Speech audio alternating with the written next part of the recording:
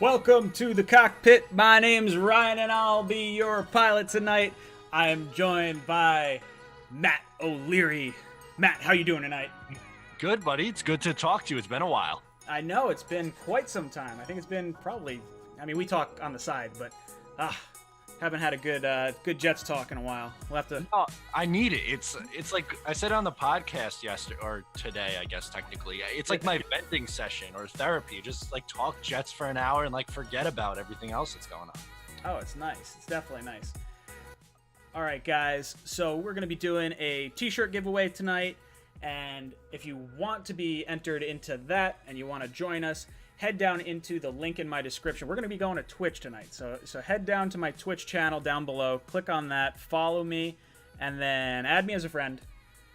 And that'll get you entered in to win a hat, shirt, or mug from the Jets Talk store. And we are off. So Matt, what have you been up to since we last saw you? I mean, it's been pretty much since the draft, so about a month and a half, 2 months at this point, right? Yeah, so still in the queue, still looking at my Excel spreadsheet at my home computer. I hate it. But I have made a conscious effort to try to get into shape. So I've been biking like 6 miles a day. Oh, there you go. I've been taking like 6 steps from the bedroom to the fridge. I've been working a little bit. So I got the smartwatch now. So now I'm tracking my steps. I'm cheating a little bit because when you drive a golf cart, I guess that's slow enough to be a fast person running, and so steps aren't up a little bit. Not quite as accurate, but I won't tell if you won't tell. No, secret safe with me. Oh yeah. All right, guys. So we're gonna start this the same way we always do. We're gonna talk a little bit through the chat and just going back and forth here, and then at 8:30 we're gonna go to the phone lines. I got Matt with me till about 9 o'clock. So make sure when you ask your questions, keep the question short because he's not going to be able to hear the question, and then we will blitz through everything. But Matt, I want to get your opinion on the Joe Flacco signing. What do you think about Joe Flacco as the backup quarterback for the New York Jets? I absolutely love it. I think it was a fantastic move from Joe Douglas. They desperately needed to get a veteran in here who could play this year if need be. That's what I've been beating that drum for a long time now. And the reason for it is, as much as we both love Sam Darnold, he's missed 3 games each of the last 2 years. So you have to go into this year acting for the worst case scenario, if he misses time, you don't want to have to forfeit, which is essentially what they did with Luke Falk and Trevor Siemian last year. Joe Flacco at least will keep you in games. He wasn't phenomenal in Denver last year, but he put up numbers to the point where I'd be comfortable with him in a limited sample size. Yeah, that's exactly where I felt too. And I think that the Joe Flacco signing, you look at his last 2 years playing. So he had last year in Denver where he played, I believe it was 8 games or 9 games maybe. And then the year before was with the Ravens, when Lamar Jackson stepped in and kind of took the league by storm. So based on like the limited sample size, we've kind of, I don't want to say limited sample size because we know what Joe Flacco is. We've seen him throughout his career. I'm okay with it. He actually kind of reminds me a little bit of James Morgan, kind of more of a, I don't want to say a statue in the pocket, but he's not really a running quarterback, and he's got a big time arm. So right. to me when I saw this signing, one, it made sense because of the Joe Douglas connection, but 2, I thought it was good because you get to teach James Morgan similarly to like the play style that he kind of has, how to be a professional backup. If the Jets can turn this $1.5 or $4.5 million contract that James Morgan is into a perennial backup quarterback that is James Morgan, I think it's well worth its weight in gold. And I think that you hit the nail on the head with Sam missing some time in the last few games. Look, it's the NFL. It's tough. You're going to have guys that get injured. You're going to need a spot start here and there. You get them one day, for 1 game, 2 games, maybe 3 games. And that's more than enough. He has the arm to kind of take advantage of Perriman. He has the weapons around him. Hopefully the offensive line is better. I think that's going to be the biggest question mark. Right. I'm all about the Joe Flacco signing. Yeah, it just made, like you said, it makes too much sense. And he could kind of help groom both Darnold and Morgan. And obviously he's not in here to push Sam Darnold in the sense of bringing in competition. It's more just to have that safety net there. And he could also help out the younger guy. If anything, this pushes David Fales out the door, because if you look at his contract, he was making virtually nothing this year against the cap anyway. And I know Flacco might not be ready to go for week 1. So maybe you keep Fails around for a little bit longer. And then whenever Flacco's ready, you just cut bait with him and then you carry those 3 quarterbacks. Yeah, I think that's exactly what's going to wind up happening. What do you think about the James Morgan pick now that we have Joe Flacco? Does it lessen the value of that pick? Does it kind of? I know we were all kind of questioning it on the draft day itself. Yeah. Does it give you any more like concern or pause? I guess. I'm still not really a fan of it because now it seems like you got your backup for essentially less than $2 million. So I'd have rather done that all along and then use that pick on another position of need, like another wide receiver, maybe a corner, an edge rusher on the defensive side. I would have been a little bit more comfortable with that, even though, yes, that kind of helps out their plan, which I think is to have Morgan be the long-term backup for 2021 and beyond. I didn't agree with the pick then, and I'm still kind of skeptical of it now. Yeah, I think that's where I kind of fall as well. We were skeptical, or sort of slow on the uptick when we got it. We're like, wait a second, that doesn't make any sense. And now that we signed Joe Flacco, it's like, would have liked that pick to have been something else. If it's still, kind of cock blocks the Patriots from getting their franchise quarterback, I'm still kind of all for it. Big Green Nick George, thank you so much for the super chat. He says, if Darnold has a full season, I honestly think 10-6. That's a pretty bold prediction. And you know what? Honestly, if he plays all 16 games, 10-6 was kind of the high end that I could see. Honestly, I think we were going back and forth talking about this. I could see anywhere from 6-10 to 10-6. Like it's such a crapshoot this year. Yeah, I think that's your range. I think you hit it right on the head. Worst case scenario, this is like a 6-win team. I don't think the bottom's going to fall out and they're going to go like 3-13. I just think they're going to be somewhere stuck in no man's land between 7, 8, maybe 9 wins. With that extra playoff seed, maybe 9 gets you into the playoffs. I think 10's on the more positive side. If Darnold takes like a significant step forward, then maybe that's the case. But with the 31st ranked offense last year, I know they made improvements, but I don't know if it's going to go up to the point that it needs to be for them to be a 10-win team. Yeah, I think for me, 10 wins, you have to sweep the Dolphins. You have to sweep the Patriots. Maybe you don't get any of the wins against the Bills. I think we probably split with the Bills. But then you're talking like other teams on the outside. Like, who are you really beating? I mean, I guess you could beat Oakland. You beat them this past year. The Cardinals are beatable. I think the Rams are beatable. You start adding some of these teams up and you're like, well, I could see it happen, but then I could also see like a Bengals situation or like a Dolphins situation from this past year, and then the Jets just flub it up. So yeah, they don't deserve the benefit of the doubt just based off the most recent years and everything that happened last year. Oh yeah, exactly.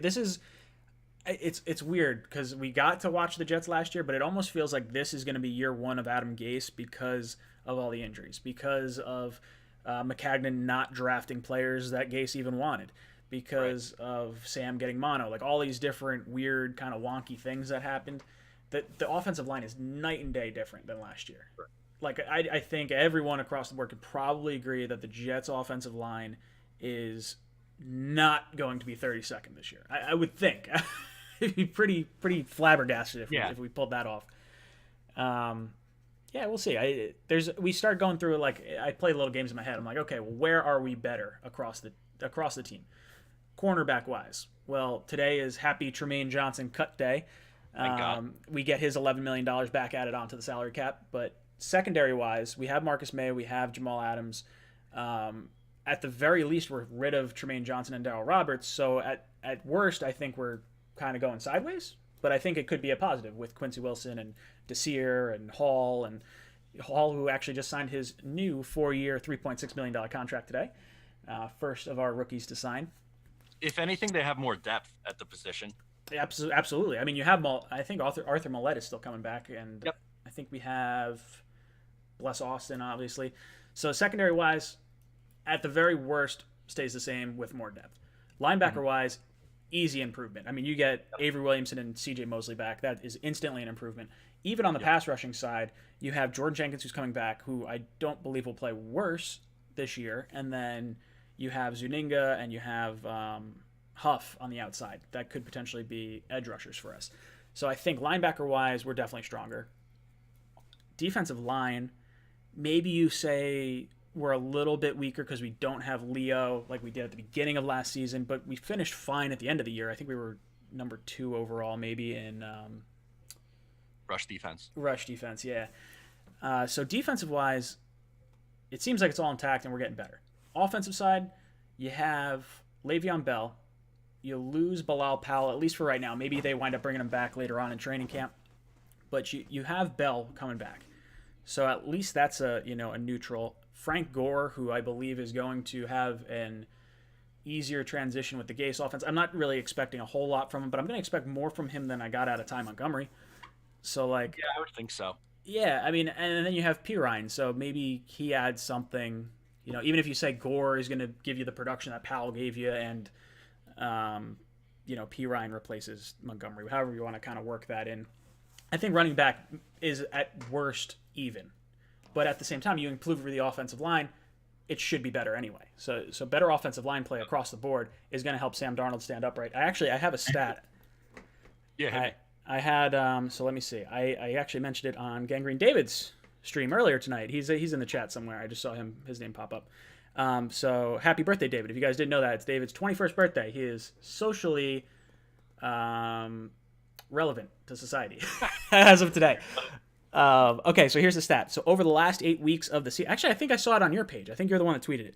Over the last 8 weeks of the season, Sam Darnold had a 74.4 passing grade. That was 8th amongst all quarterbacks, despite facing the 4th most dropbacks under pressure. So over the last 8 weeks of the season, now granted, you have Bills backups, you have Steelers kind of missing a bunch of time, but Sam Darnold under pressure, having that kind of grade, certainly not a negative thing. Right. That's definitely my biggest thing, I think, is the improvement of the offensive line. Because if you look at last year, the only player that they brought back who's going to start is Alex Lewis, who wasn't even on the roster in week 1. They traded for him. So you're essentially having 5 new starters from last year's opening day versus this year's opening day against the Bills. And you could definitely make the argument that they've gotten better at each one of those positions. I think with Becton, there's going to be some bumps in the road in his rookie year, as expected, but overall as a unit, I think they're going to be much better, which should help theoretically both Darnold and Bell out a lot. Again, you can only go as far as the play calling and how your coach is going to go, which scares me a little bit, but on paper, you can definitely be excited about this roster, I think. Yeah, and wide receiver wise, I would take Perriman and Mims over what we got out of Robbie Anderson. And this is coming from, both of us wanted Robbie Anderson back. I wouldn't have had a problem with bringing him back, but I think when you look at Robbie versus, because the only additions really were Mims and Perriman, and we lost Robbie. So I think, I guess you count Demaryius Thomas we lost, but I would take the new two versus, what we had. No, definitely. And I'm a big Robbie Anderson guy. I think that Perryman's comparable. I'd argue that Robbie's a little bit better, but when you add Mims into the mix instead of Demaryius Thomas was great with Denver. We know that, but he wasn't, he's not the same guy anymore. So I'd argue the wide receiver room is better. It could still probably use a little bit of work, but it's definitely an improvement from what it was for most of last year. Yeah, for sure. The biggest hurdles the Jets are going to have to face this year, one is schedule. I believe we have the 2nd or 3rd hardest schedule in the NFL, and 2, you have Adam Gase's play calling. That was a big linchpin in what we saw last year, and based on what I saw from Adam Gase, it definitely did not give me any reason to be excited for this season in terms of play calling. But based on what I saw from the rest of the team with the injuries, the mono, all the weird wonky things that kind of happened, I'm okay kind of hitting the pause button on Gase for right now, sort of see how it plays out, give him the benefit of the doubt. Once things start going sideways, then I'm probably going to be riding the fire Gase train, a little harder. So what other big news is kind of happening? I'm sure people are going to want to talk about Jamal Adams. We could talk about the controversy potentially brewing in New York with that. What's your take on the whole Jamal Adams thing?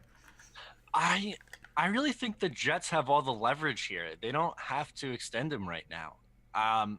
He's asking for it a little bit too early, in my opinion, and he's a phenomenal player. There's no denying that. He was All-Pro last year. He's been a Pro Bowler in back-to-back years. He's going to get paid. I just think it's going to be after this year, going into, would it be year 4 then? Or is he going to year 4 now?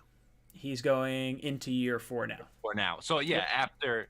after this year, so going into his 5th year, he'll be turning 25 years old. Sign Mhm. him to a 5-year deal until he's 30. It just makes too much sense from the Jets' perspective. Why would you pay him now when you have him under team control, technically for 2 more years, and then you could franchise him after that if you really wanted to? Yeah, we were getting into this a little bit on a previous stream, and you could look at what he's getting paid this year, what he would get paid on his 5th year option, what he would get on the first franchise tag. I believe it's like 12 million or something like that, and then if we were to tag him again, I'm assuming he wants 17 million. 17 million is kind of where I've pegged it because that's more than Tremaine Johnson, more than CJ Mosley, where the two big contracts that he's seen the defensive side of the ball take on. So if you assume he's going to want 17 at least, then if you franchise tag him a second time, that only puts him at like right around 17. So the Jets really like kind of have him by the balls. So if you're the Jets, would you want to re-sign Jamal long term for the $17 million a year he wants when you can have him for so much cheaper? So leverage wise, the Jets hold everything, and I mean Jamal could hold out. That's a possibility. I don't know exactly all the logistics with the new CBA. I know it's supposed to be a little bit harder to hold out, but if Jamal wants his new contract, maybe the Jets say, "Hey, look, we'll give you your next 4 years. What would be your 4th year option, your 5th year option, and 2 franchise tags, fully guaranteed. We guarantee everything. Like you're making that money. Now it's not the full total amount that he wants, but he's guaranteed for injury now. Now he doesn't have to worry about like getting hurt. So it's going to be weird, and I think we're going to hear more issues about this. I think we're going to see stuff come up at the trade deadline. And if a team approaches us, it was rumored that half the league was looking at trying to bring in Jamal Adams. If that's the case and someone decides to go crazy and try to offer 2 first-round picks, I think we're probably going to wind up making that move. Joe Douglas doesn't seem like a guy that really wants to overpay players, especially if he's trying to look at the whole positional value thing. Now, I'm sure both of us are on board with saying Jamal is more than a safety, and he does more than, a lot of other guys. And maybe there is a value in entertainment. He's an entertainer and an athlete at the same time. So maybe you say that's worth, is it $20 million? I don't know. I mean, in a salary cap league, it hurts. I don't know. I don't know if I could justify going as high as 20. I feel like 17, maybe 18. But then once you get higher than 18, that just seems crazy money. Oh yeah, it's ridiculous. But so the thought for me on 17 at the very least is like, okay, I would prefer Jamal Adams over Tremaine Johnson. That's an easy swap for me. Like I don't all day. And I didn't have as much of an issue with the Tremaine Johnson signing because I thought we were getting a top corner at the time. The issue is when that contract starts to look pretty bad down the line.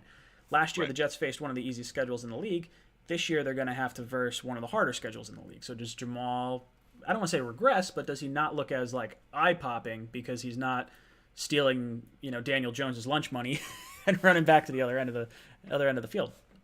No, exactly. And when you look at the schedule, like the whole defense, yes, they might be improved on paper, but there's no guarantee they're going to be a top 10 unit again because the teams and offenses they're playing.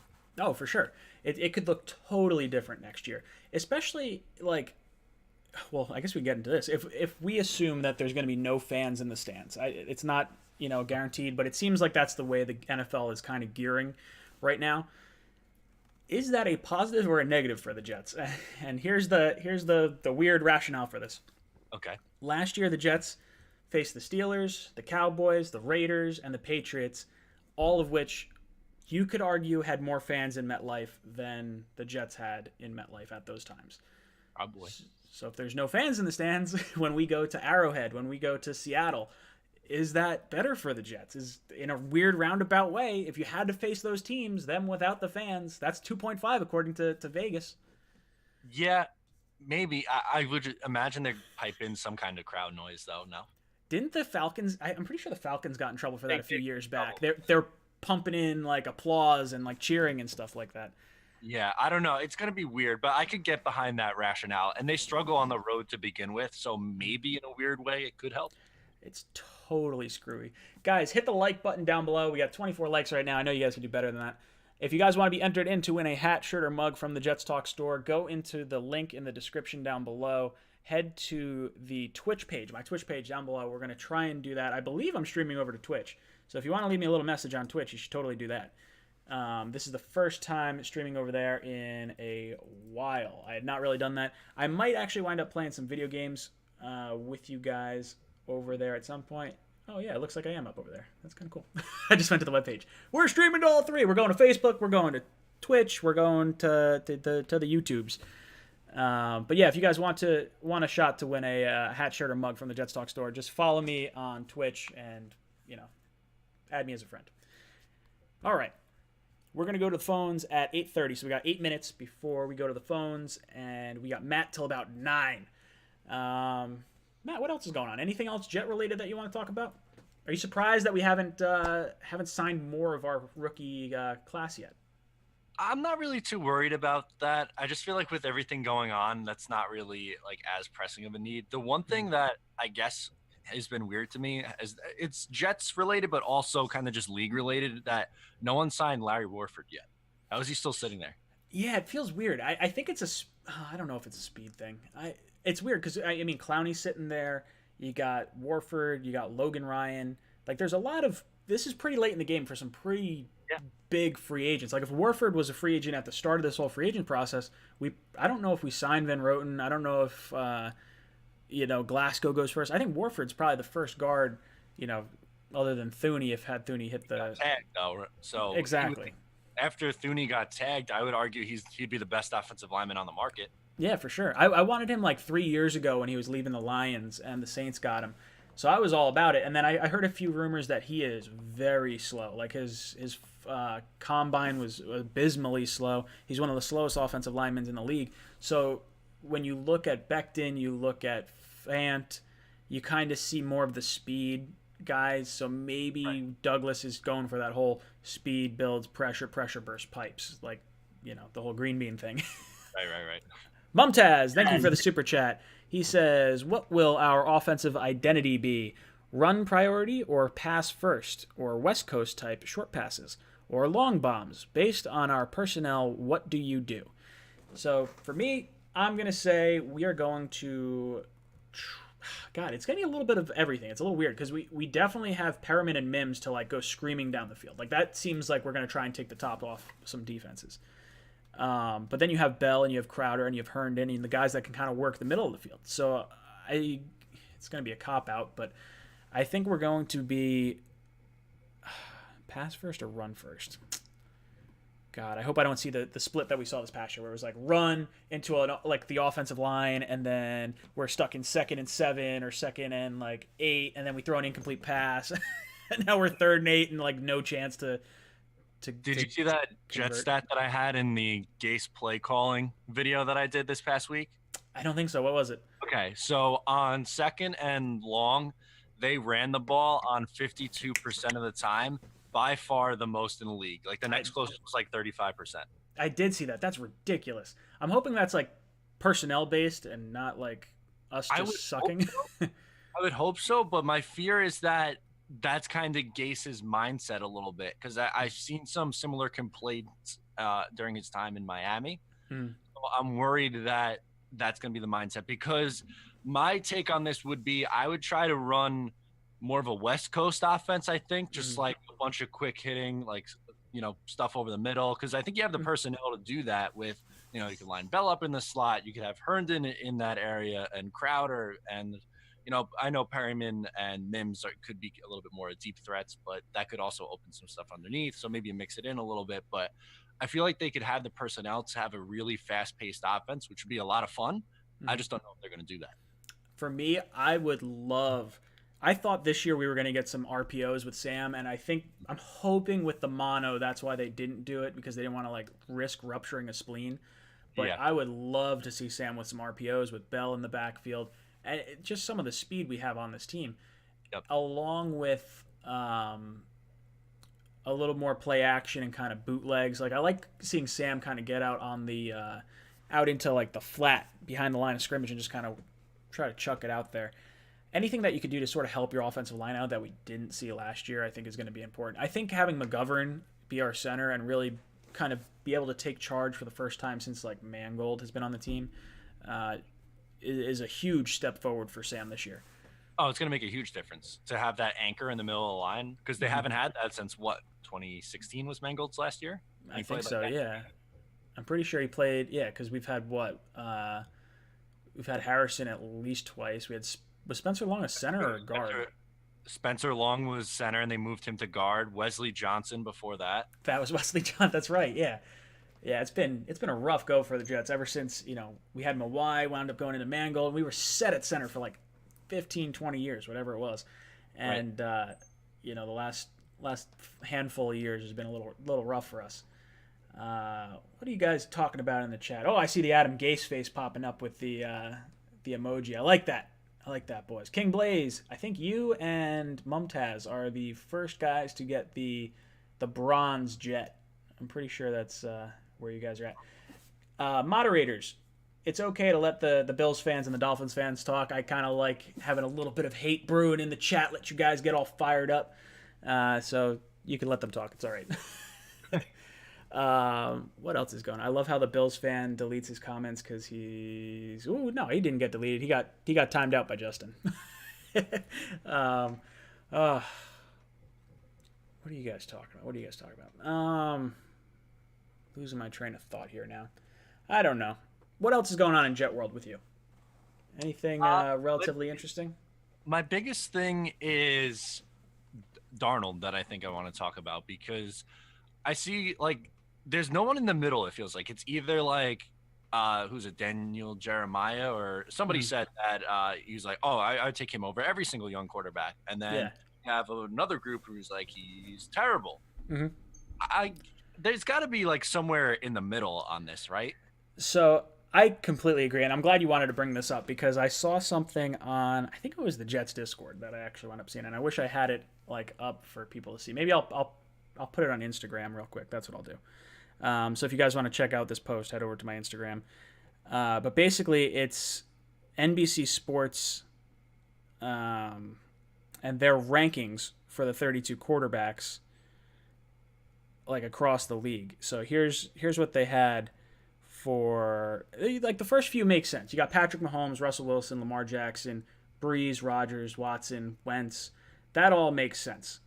But then when you look at Sam Darnold's ranked 23rd. And now in my head, 23rd doesn't really shock me. I'm okay with that based on the 2 seasons we got from Sam.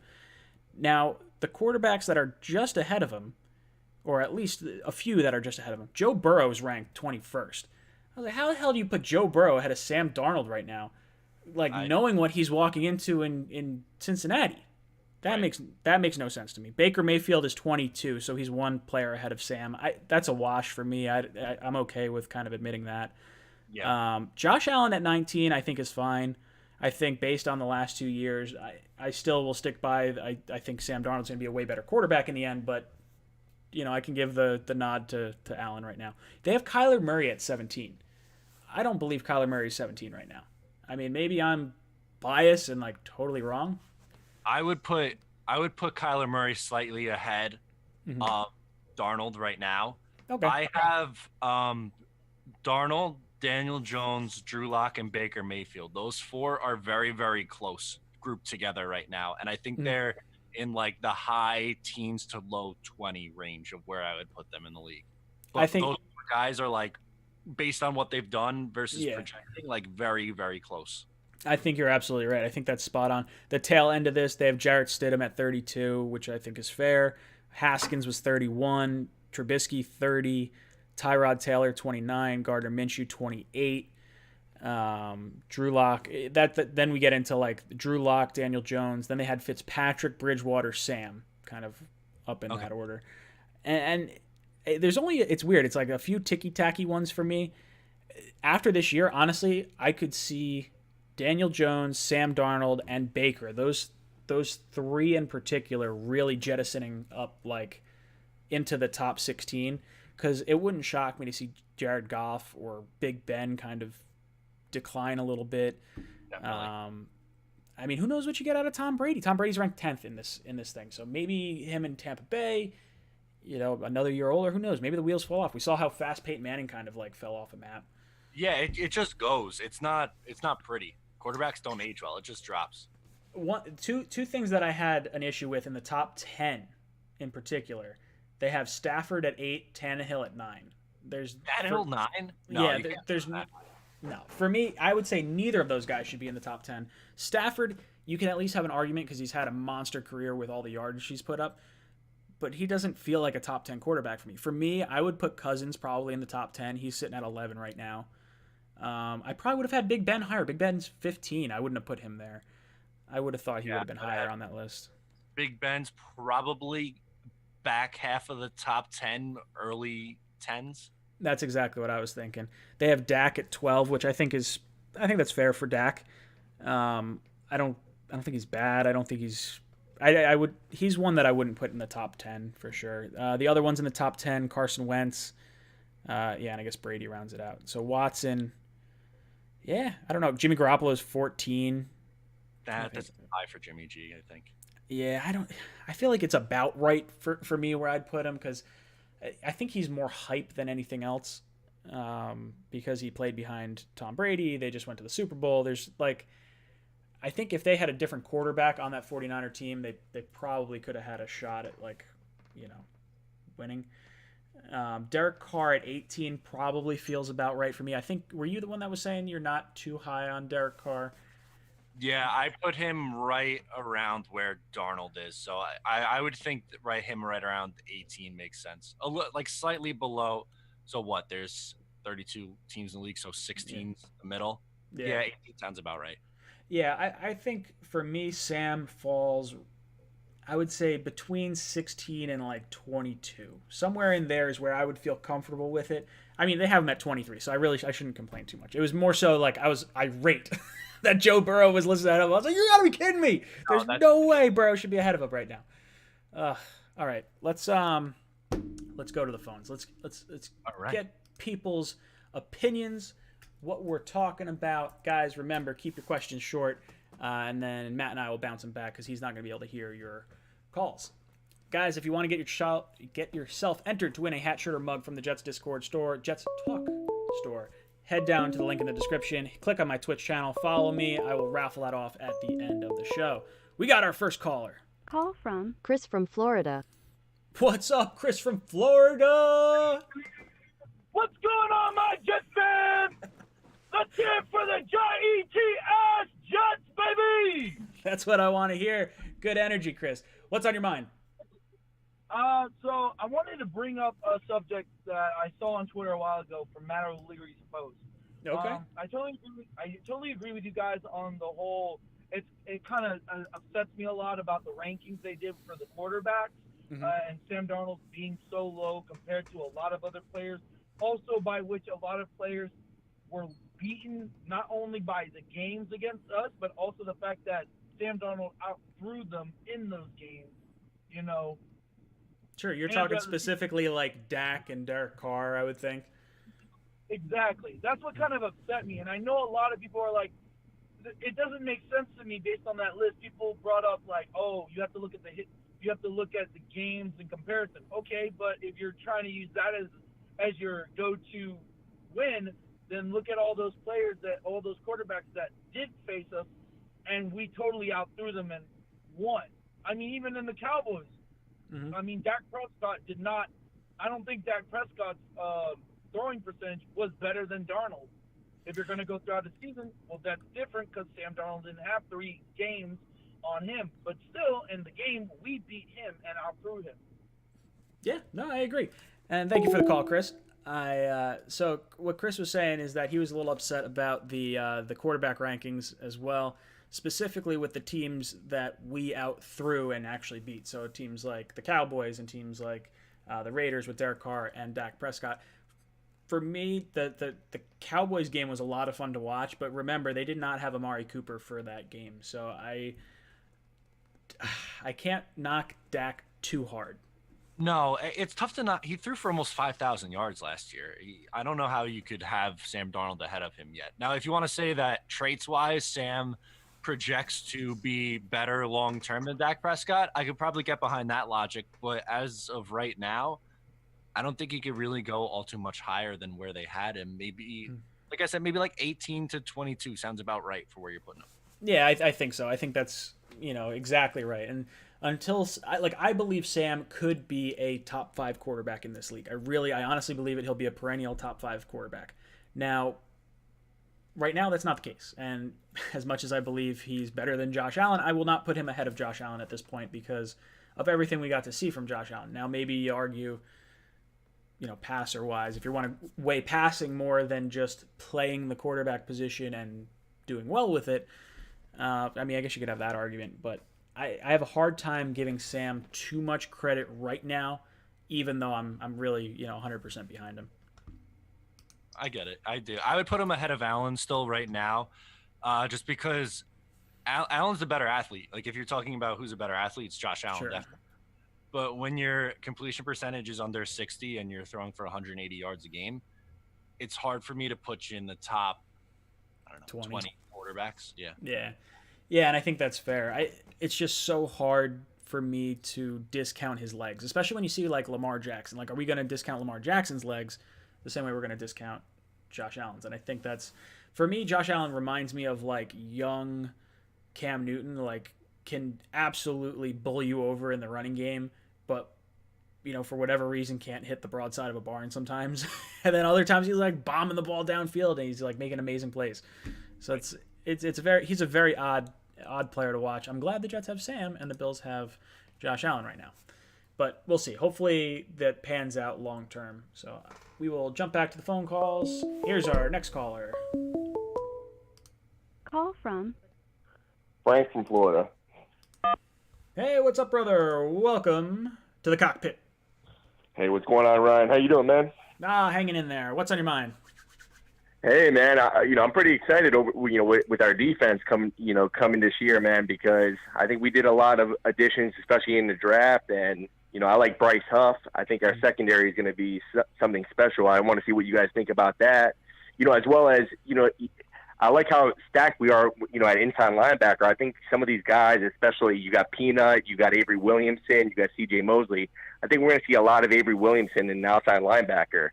And that's probably the reason why we never cut him, to save cap room, is because I think he's going to have a big fit in Greg Williams' system. And I just want to see what your insight on that is as well. I think our defense is going to be something to reckon with. I completely agree, and thank you so much for the call.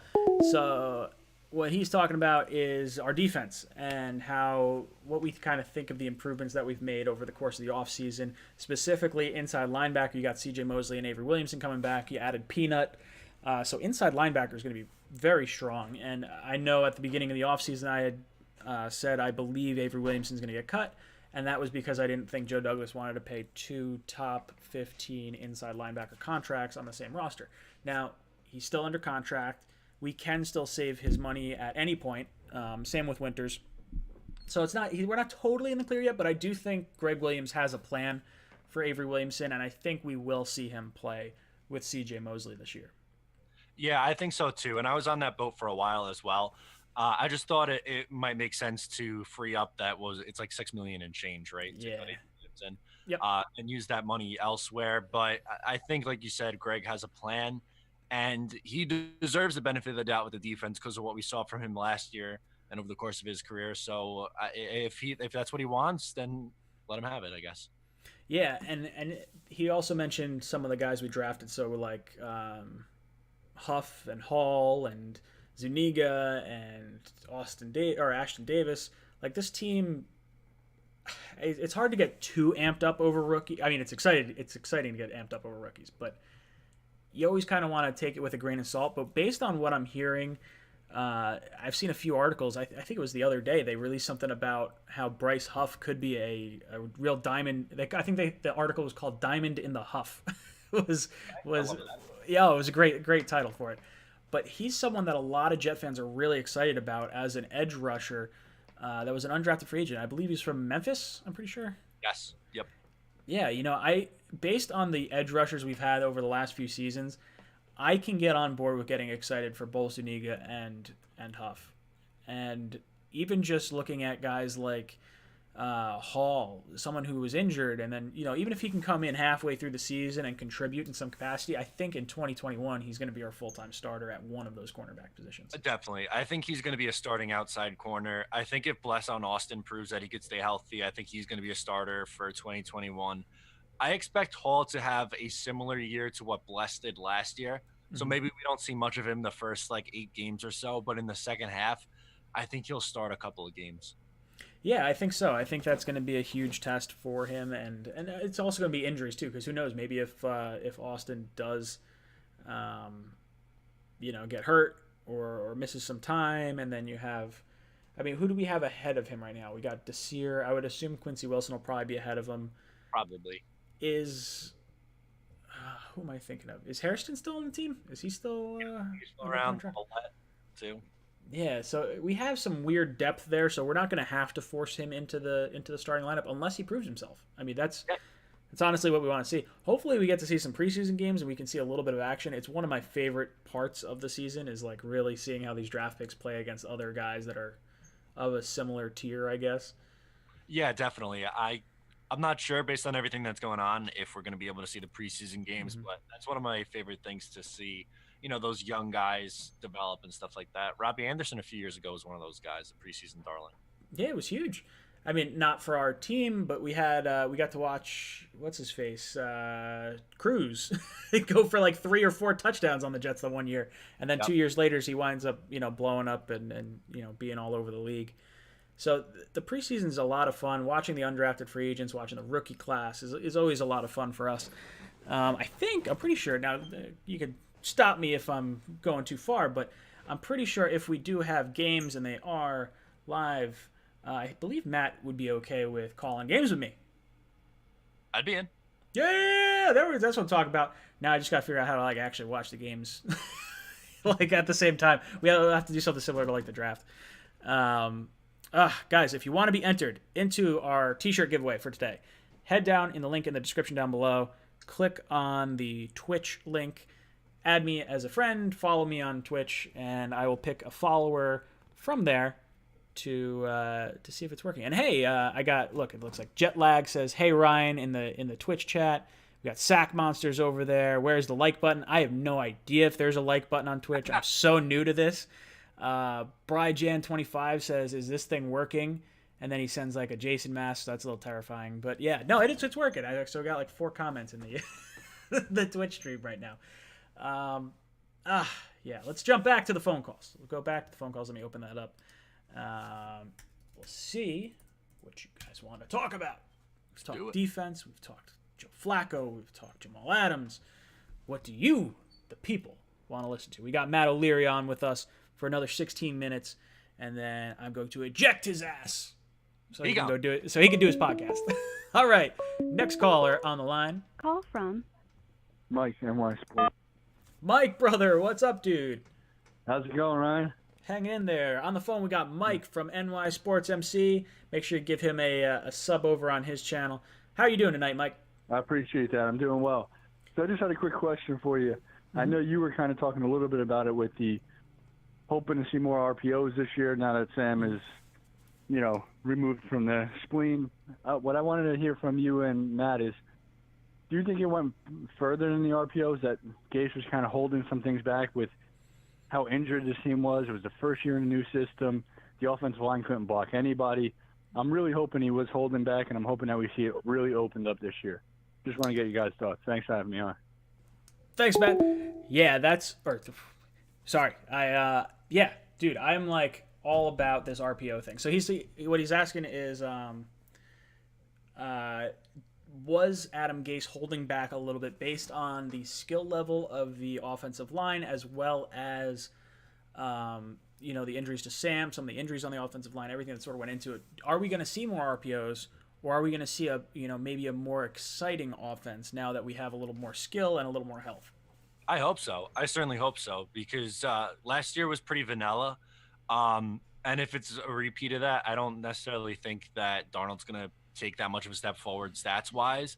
But to me, Darnold's at his best when he's running and on the move. Now, I'm not saying he has to turn into Deshaun Watson or Lamar Jackson or anything like that, but you could have him roll out and make throws. Aaron Rodgers is great outside the pocket. Carson Wentz is great outside the pocket. Andrew Luck was the same way. And you could have him, create plays. And to me, like his highlight reel plays, like the throw against Buffalo in 2018. He had a couple throws last year like that too. It's when he's on the move and creating plays. Yeah, and he strikes me as a Tony Romo / Big Ben kind of play style quarterback where he's got the big body. He can kind of shrug off like a halfway hit and kind of still make a play. And that's where he's so valuable. He's a king at improvising. And it's something that a lot of scouts really shined a light on when he was coming out of college, because we saw that a lot at USC. He had a terrible offensive line. You look at the last 3 or 4 years of Sam Darnold across his football career, and he has had abysmal offensive line. So, like, we really haven't had a shot to see this guy behind, at least some decent quality starters. You look at the Jets' offensive line last year, I'm not so sure there is a starter across that entire line outside of maybe Kelvin Beachum. Yeah.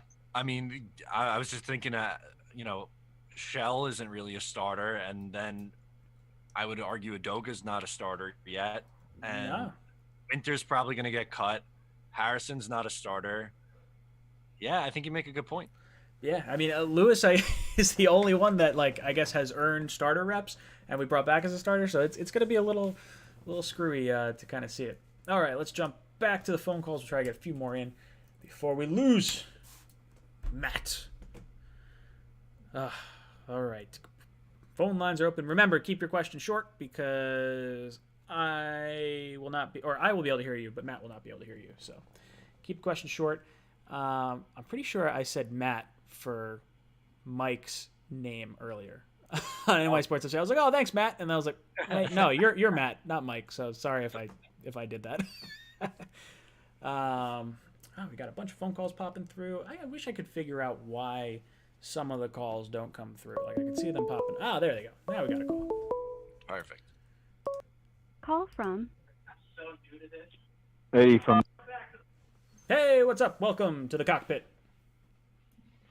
Hey, Ryan, I finally got through to you, man. It's been a couple of weeks. Oh, I'm glad. I'm sorry it takes so long. What's on your mind, brother? Hey, I had a little confrontation with Matt on Facebook the other day when he was talking about how horrible Gase was. Okay. And I just told him, what the hell did he expect, where you had a journeyman quarterback who couldn't even start in the Arena League. Gase pretty much had his hands tied for like 4 games. There was nothing he could do, so I just wanted to let Matt know that I'm not hating him for being a fan. I love him. I watch his shit. I just didn't agree with him on the Gase thing, because what was that poor son of a bitch going to do last year? I mean, he had a turnstile offensive line. He had to keep Bell in for protection, so he couldn't utilize Bell. I mean, I got to give Gase a pass for last year. That's all I was going to tell Matt. I just have to give Gase a pass for last year, because everything, the defense was injured. I mean, we had more people on injured reserve than anybody else in the league by 2 times. Oh, yeah, I completely agree. And thank you so much for the call. I wish you could have heard that, Matt, because he was just like, yeah, I reached out to Matt on Facebook talking about, I guess you were talking about Adam Gase not being too great, and you had a confrontation with this guy going back and forth. He goes, oh, he had a journeyman quarterback for like 4 weeks. Like, what's Gase going to do? He had a turnstile on the offensive line and all this other stuff. So he wants to let you know that he is not hating on you. He loves your content, but he just disagrees with you on Adam Gase. Oh, boy. That's fine. I'm all for discussion. That's what this is all about. Oh, absolutely. Jet lag. Thank you. He says, have a good rest of your day, Ryan. Hope you're doing well. Thank you. I'm going to read some of the Twitch comments, because I can encourage people to comment over there. We got MC Slayer X187 saying, hey, Ryan, let's go Jets. See, that's so exciting. Getting people over on the Twitch sphere. We'll see. All right, let's get some more phone calls in here. We got Matt for another 10 minutes. Cannot let this go to waste. Got Grandpa Mark chirping me in the chat. Oh, yeah? I'm sure he'll call in at some point. Oh, we got a caller on the line. Call from Vinny, what's up, brother? How you doing? I'm doing good, I've been not up to much. What have you been up to? I have been working a little bit and doing all that fun stuff, so that's been, all right. No, I just finished History Channel's documentary on Ulysses S. Grant. Oh, yeah? How was that? Good. I was just going to tell on to this all Matt's on. I was going to say, just like the previous caller was going to say, to be fair to Gase, Not even a genetically engineered coach made from the DNAs of Brown, Lombardi, and Shula could have done much with that roster.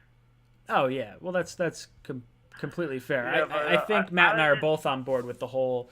Adam Gase was basically set up to fail with everything that happened last year, even if we aren't it's too high on years him. of terrible roster building. And another thing that's frustrating me is that did you see TPS's way too early sports prediction? I didn't, but I did see someone tagged me in a post. I guess they used one of my thumbnails in one of their videos, and they're like, "Hey, TPS, you should have given him credit." I was like, that's right. It's like the second time they've used one of my thumbnails. Like, what's frustrating me is like they said, "What did the Jets?" Is like they applaud the Browns for fixing their offensive line, but then when they go up to the Jets, they say, "What did the Jets do?" And we don't feel like the Jets did anything. And their prediction was 6-10. Meanwhile, the Patriots, who lost everything, are going 9-7. It's like sometimes. Oh yeah, it makes no sense. Vinny, let's wrap this up. Ask me a question because Matt can't hear any of this. All right. What rookie do you think will surprise fans the most this season? Ooh, good question. Okay, so Vinny's saying, what rookie do we think will surprise fans the most this season? What rookie will surprise fans the most this season? I'm gonna go. That's a good question.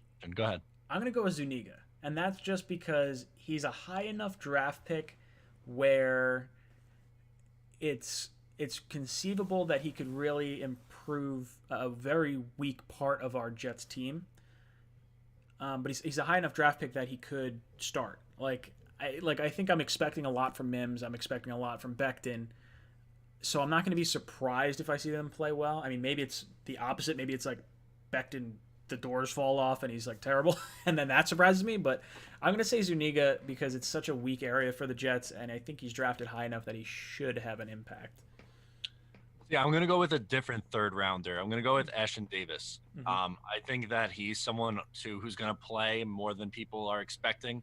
I think there's a very good chance he's the kick returner for next year as well. So I think, he's athletic and he's going to make some plays and, with injuries and the secondary. And Greg Williams gets creative as well. So I wouldn't be surprised if he plays a little bit more than some people expect. Yeah, I think that's a good pick. A lot of people are thinking we'll see 3 safety sets. And also, I like the idea of him as a punt returner. He seems like he's pretty shifty and pretty good with the ball in his hands.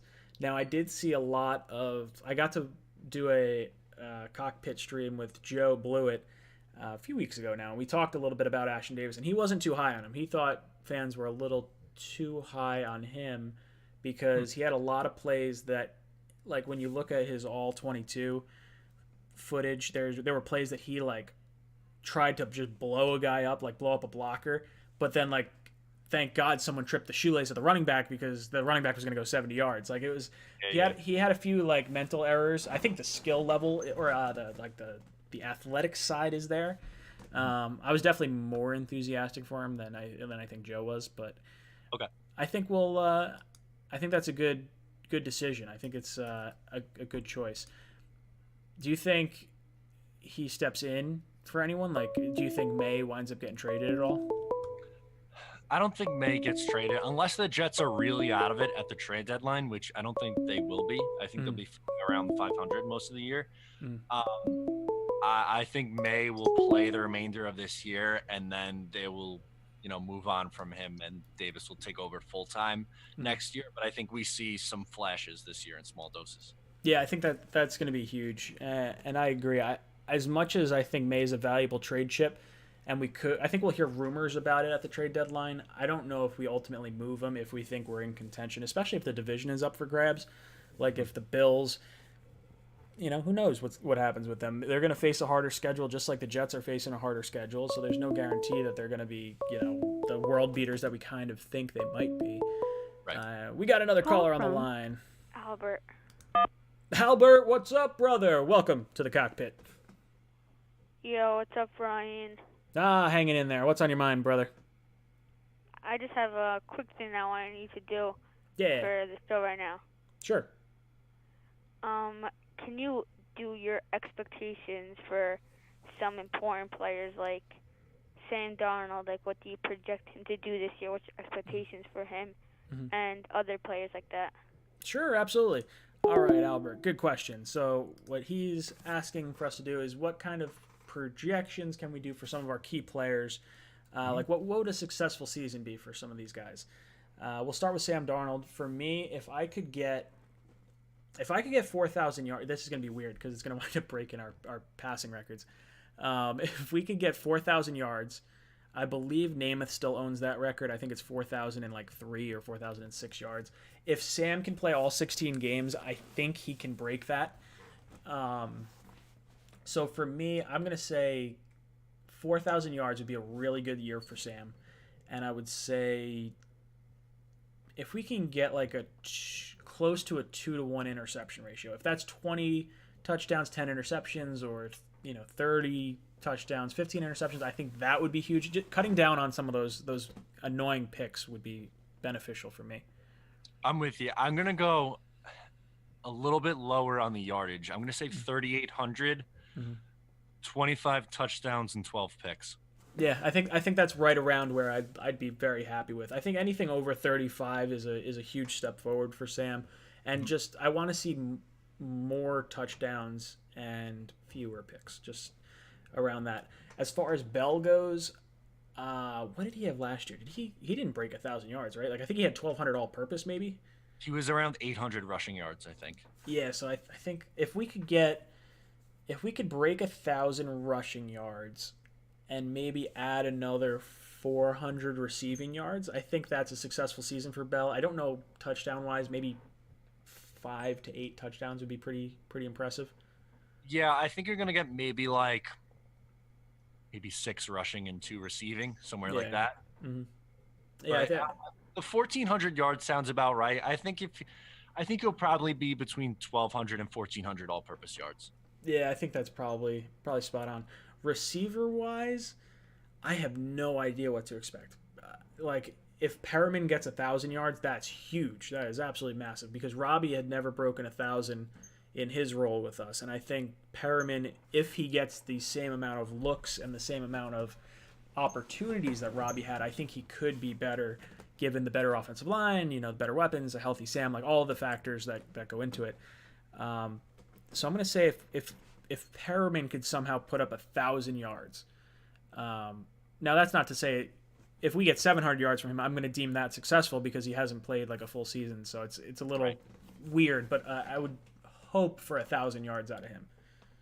I don't think any receiver is going to hit 1,000, but I think you're going to have a bunch of guys at like 700 and 800 yards. Like for instance, Perriman, like you just said, I think is going to be around 700 or 800. Mims, I'm going to say around 700. Crowder's probably going to be around 700. I think Herndon could be around 700. That's 4 receivers right there. Well, that's huge. Technically. But I don't think they're going to have one main guy over 1,000. I think it's going to be like more of a clump at like 700 to 800 yards. I completely agree. Matt, it is 9 o'clock, so I'm going to eject your ass out of the cockpit. I appreciate you joining me tonight. Guys, if you have not subbed up Matt, make sure you head over to his channel. His link is in the description down below. Matt, thank you so much. Thanks for having me, buddy. Always fun. All right, take it easy, brother. Now my screen is going to go black for a second because I have to... oh, good. You see my little Pornhub couch on there.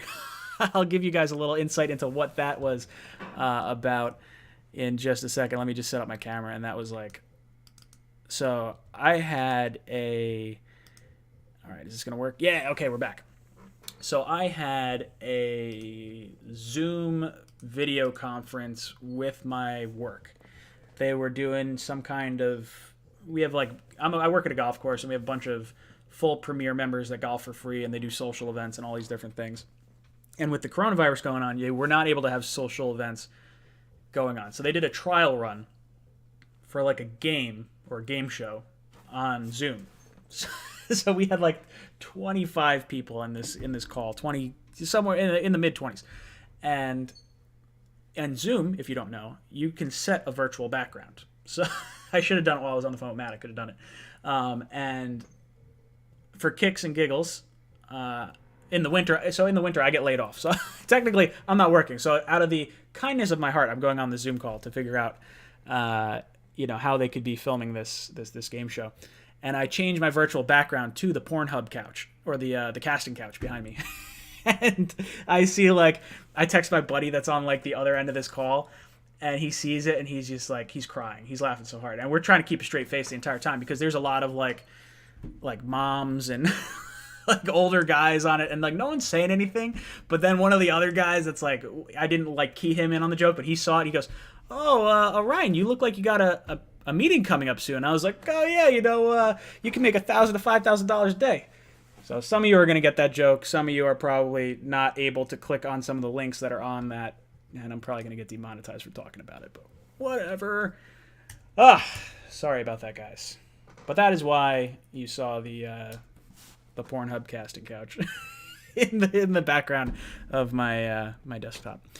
All right, phone lines are open. If you guys would like to call and ask me a question, I have another hour of this, and it's been great to have Matt on. That was a lot of fun. Detonator 10 calling in. Very cool. Let me just click on that real quick. Call from Detonator 10. What's good, brother? Welcome to the cockpit. Yo, what's up? Oh, hanging in there. What's on your mind? Honestly, you know what? It's been a rough week. It's been a rough week for me, but I'm getting through it. Oh, that's good. Anything I can assist with? Any, Jet Li advice I could throw your way? I'm not sure how much Jet Li advice, man, but I mean, I'm just excited for, like the season and stuff, and, my summer job, actually, it was, like, kind of canceled, but kind of not for, like, anyone who's, like, a higher position like I am, so I'm able to still work my summer job.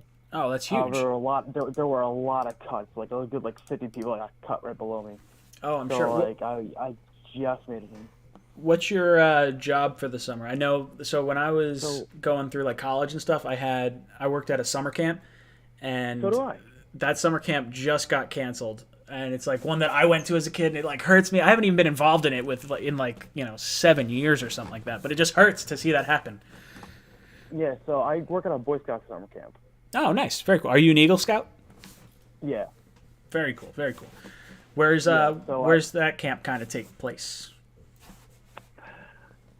Ish. Near Pennsylvania. I'm not sure if you're in town, because you're from New Jersey, right? Yeah, I'm from New Jersey. I'm in like the northern area of New Jersey. Oh, I'm like I'm a half hour from Florham Park. Okay, yeah, I'm about that. I'm at the same thing too. I'm from one of the higher counties up there, but nice. Yeah. So it's like, do you know where Blairstown is by any chance? Sure. Yeah, my grandparents used to live there. Yeah, so it's in that area. Oh, nice. I guess or something like that. I don't know exactly where it is, but I think. So yeah, I work there. Mm-hmm. And now they're doing it virtually. But they want like the over 18-year-olds and the directors to only be up there. Yeah. So I get to go up there and do my thing. It's tough. It's definitely tough. Yeah. What's on your mind jet-wise? What do you think about the Jamal Adams situation? What do you think about the Joe Flacco signing? Okay, Is there anything that's like on your mind? All right.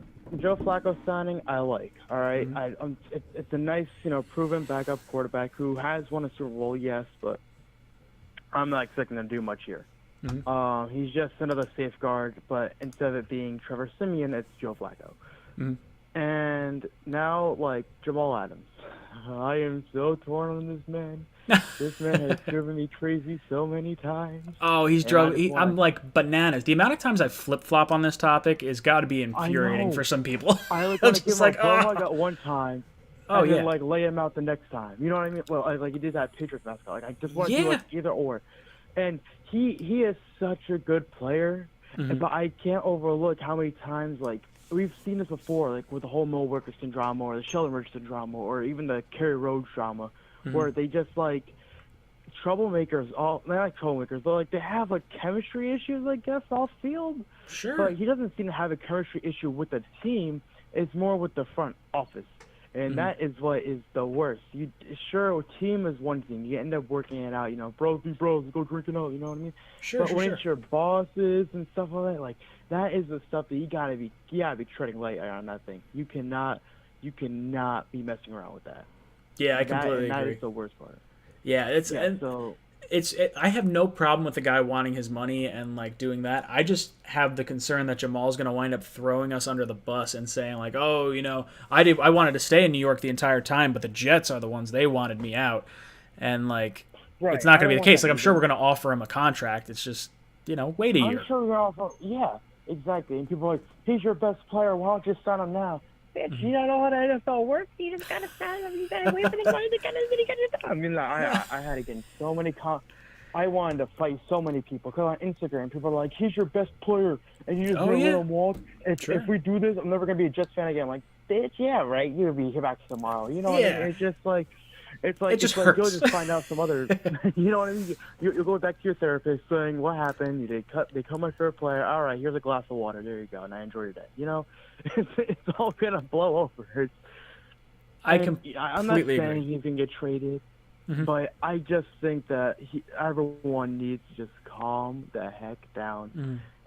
If it happens, it happens. I mean, we're not gonna be like the Giants when they did with Odell. You know what I mean? We're like. Every Giant, I mean, sure, there's going to be some torn, but, like, we shouldn't be going crazy like Giants fans are like, oh, we threw our best player, but you weren't winning with him anyway, and his contract was getting a little bit too expensive. You weren't going to keep him, and then... Sure. So, yeah, trade him off to the Browns. They'll win nothing either, and they'll learn from the lessons, too. But, I mean, it's just... It's a lot of stuff, It's a lot of stuff to think about, and sure, he's one of the best players. He's also a safety. You got to keep that in mind. He is a safety, and he can be one of the greatest. But he's not getting Aaron Donald money, which I think Aaron Donald was heavily overpaid. But I agree. He's not gonna get Aaron Donald money, where he can get $104 million, total, like over 6 years or some shit like that. I mean, like, he's gonna get. I say we cap out at $70 million. I think that's where we should cap. I don't want to go over $70 million because last time we went over $70 million, we got Tremaine Johnson. And I know you're like, oh, you can't compare Jamal Adams to Tremaine. But yes, I can. It's completely fair. No one would have compared the Tremaine Johnson we got to the Tremaine Johnson we were expecting to get. Like that's got to be one of the worst contracts we have ever signed. It is abysmal. I'm also seeing Rams fans like, come back to LA. I'm like, why? Oh yeah. It makes no sense, and I completely agree with the whole Jamal thing. Like now, I don't know if I'm going to put a cap on say 70 million because what would that be if we did 75 million? Because it's two would be if we're saying 15 million a year, it would be 30, 60. So that would be like a 5-year, 15 million a year deal would be 75. So I'm okay paying that. Like I have no problem. That would make him the highest paid safety in the league. The issue is I think he's going to want 17 million, which beats Tremaine Johnson and beats CJ Mosley because I think he believes he's the best Jets defensive player and should be paid as such. And I don't know if I necessarily agree. I don't think he's really the best Jet defender anyway. I think Mosley's the best Jet defender.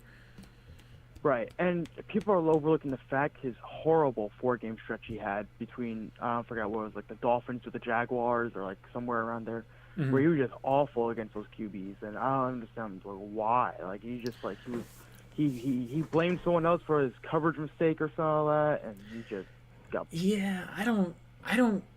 It's weird. I like the versatility of Jamal, but he's an odd athlete because he's not really fast enough in coverage to like kind of trick quarterbacks to get the interceptions that we want him to get. And I think Greg Williams knows that. And I think that's why we played him so close to the line of scrimmage last year compared to maybe, I don't know if it was a little bit less so in the first 2 years.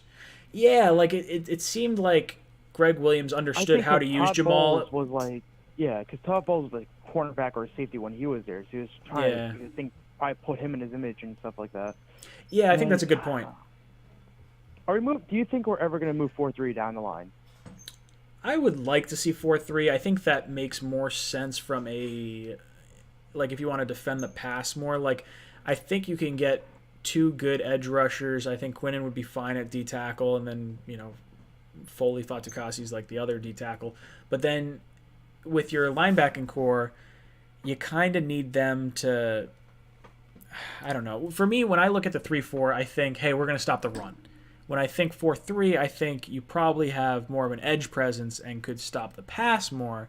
But you also have to be scoring points to like have other teams forced to pass. And the Jets have been in a weird spot where like our run defense is going to look really good because teams get up on us so fast that they don't need to pass. So like is our second overall ranking like smoke and mirrors? It might be, at least to an extent. I mean, how do we do against the pass? Where were we like?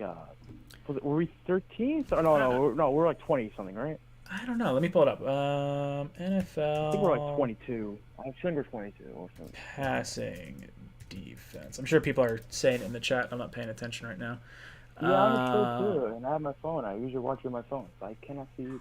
So it looks like the Jets. Well, this is from Pro Football Reference. I don't know if this is like the official rankings or not. It has the Jets ranked. Team defense is 6. Actually, that's team defense. I don't want to look at team defense. I want to look at passing. Passing defense. All right, there we go. Jets they have them at 17. I don't know if that's accurate or not, but it's higher than I thought it was going to be. All right, so I think the average was maybe 13, 12, something like that. But when you put them together. Yeah. But, I mean, hey man, it was fun. Anyway, so yeah, thank you so much for having me on. Of course, dude. Thank you so much for tuning in. I am ejecting you from the cockpit.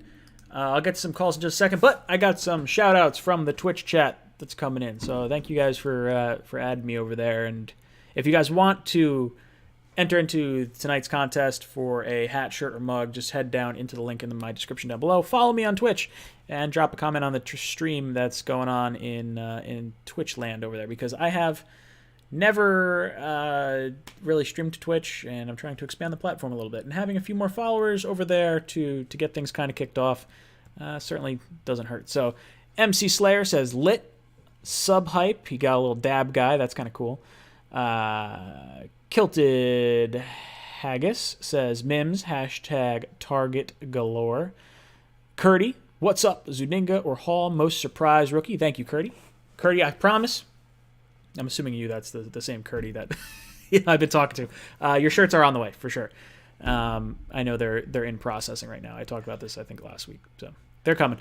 Then I got PolXIQ. He says, how are you live on Twitch and YouTube at the same time? Are you a hacker? I am totally a hacker. I open up command prompt and I just mash my fingers on the keys nonstop, and that's how I hack the Pentagon. No, I am I'm using a program called Restream. It allows me to stream to Facebook, YouTube, and Twitch. So I'm actually live on 3 platforms today.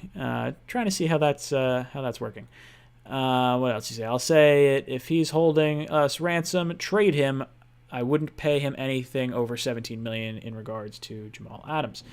He says, pay Adams. If we pay Adams, we will need to pay Sam earlier down the road, and the same with Williams and Becton as well, and you can't afford to keep doing that. And so what he's referring to in that comment is that if the Jets pay Jamal after 3 years with 2 years left on his rookie deal, you better believe next year, if Sam Darnold has a big year, Sam's going to come knocking on the door after year 3 and say, hey guys, what are we doing with my contract? Quentin Williams, same thing. 2 years down the road, he's going to want his big contract 3 years. Now, why would the owners negotiate a 5-year rookie contract if they were going to give out contracts after 3 years? It doesn't make any sense. The 3-year renegotiating period for rookies is really meant for the players that are rounds 2 through 7, because those guys signed for 4 years and you're going into the last year of your deal. So rather than force him to wait 4 years, and guys that are drastically underpaid, like at least Adams was getting paid top 10 money. When you're talking about guys like, God, I don't even know. We haven't drafted anyone good in the later rounds in a while. So let's say we're talking about, we'll bring up Marcus May. He was a second-round pick. But Marcus May, going into last year of his deal, now he's 3 years in, it would make sense for the Jets to renegotiate his contract because he's going into the final year of his deal, and then you can prevent him from hitting free agency. The first round doesn't really work that way. Owners are going to want to exercise... you look at... They're going to want to exercise their control over those contracts. I think you're going to see the same thing with Mahomes. I think we'll ultimately see him get his money because everyone knows he's a legit franchise quarterback, and he is the best quarterback in the league right now.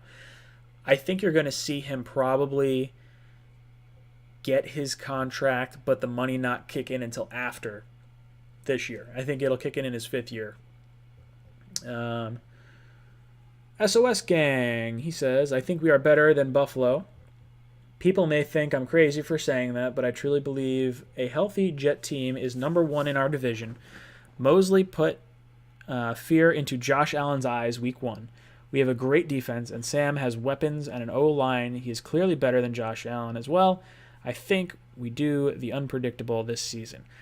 Now, I don't disagree necessarily with what you're saying, because I very much believe Sam Darnold is a better quarterback than Josh Allen, at least long term.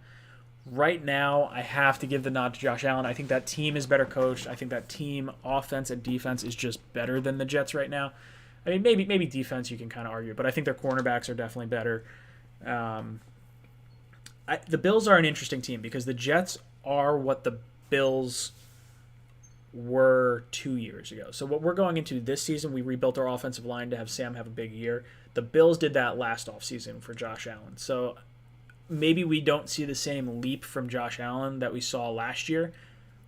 I think we'll see a big leap with Sam. And I think after this year, you'll probably have a little bit more concrete, talking points with Sam Darnold and maybe even the Danny Dimes argument. Because right now, Danny Dimes, it's hard to argue with Giant fans right now, who's better at this point. I mean, I still would not trade Sam Darnold for Danny Dimes, but I understand. I was one of those guys that when the Giants took Saquon Barkley, I was cheering so hard. I was like, oh my God, Sam Darnold fell to the Jets. I can't believe the Giants did that.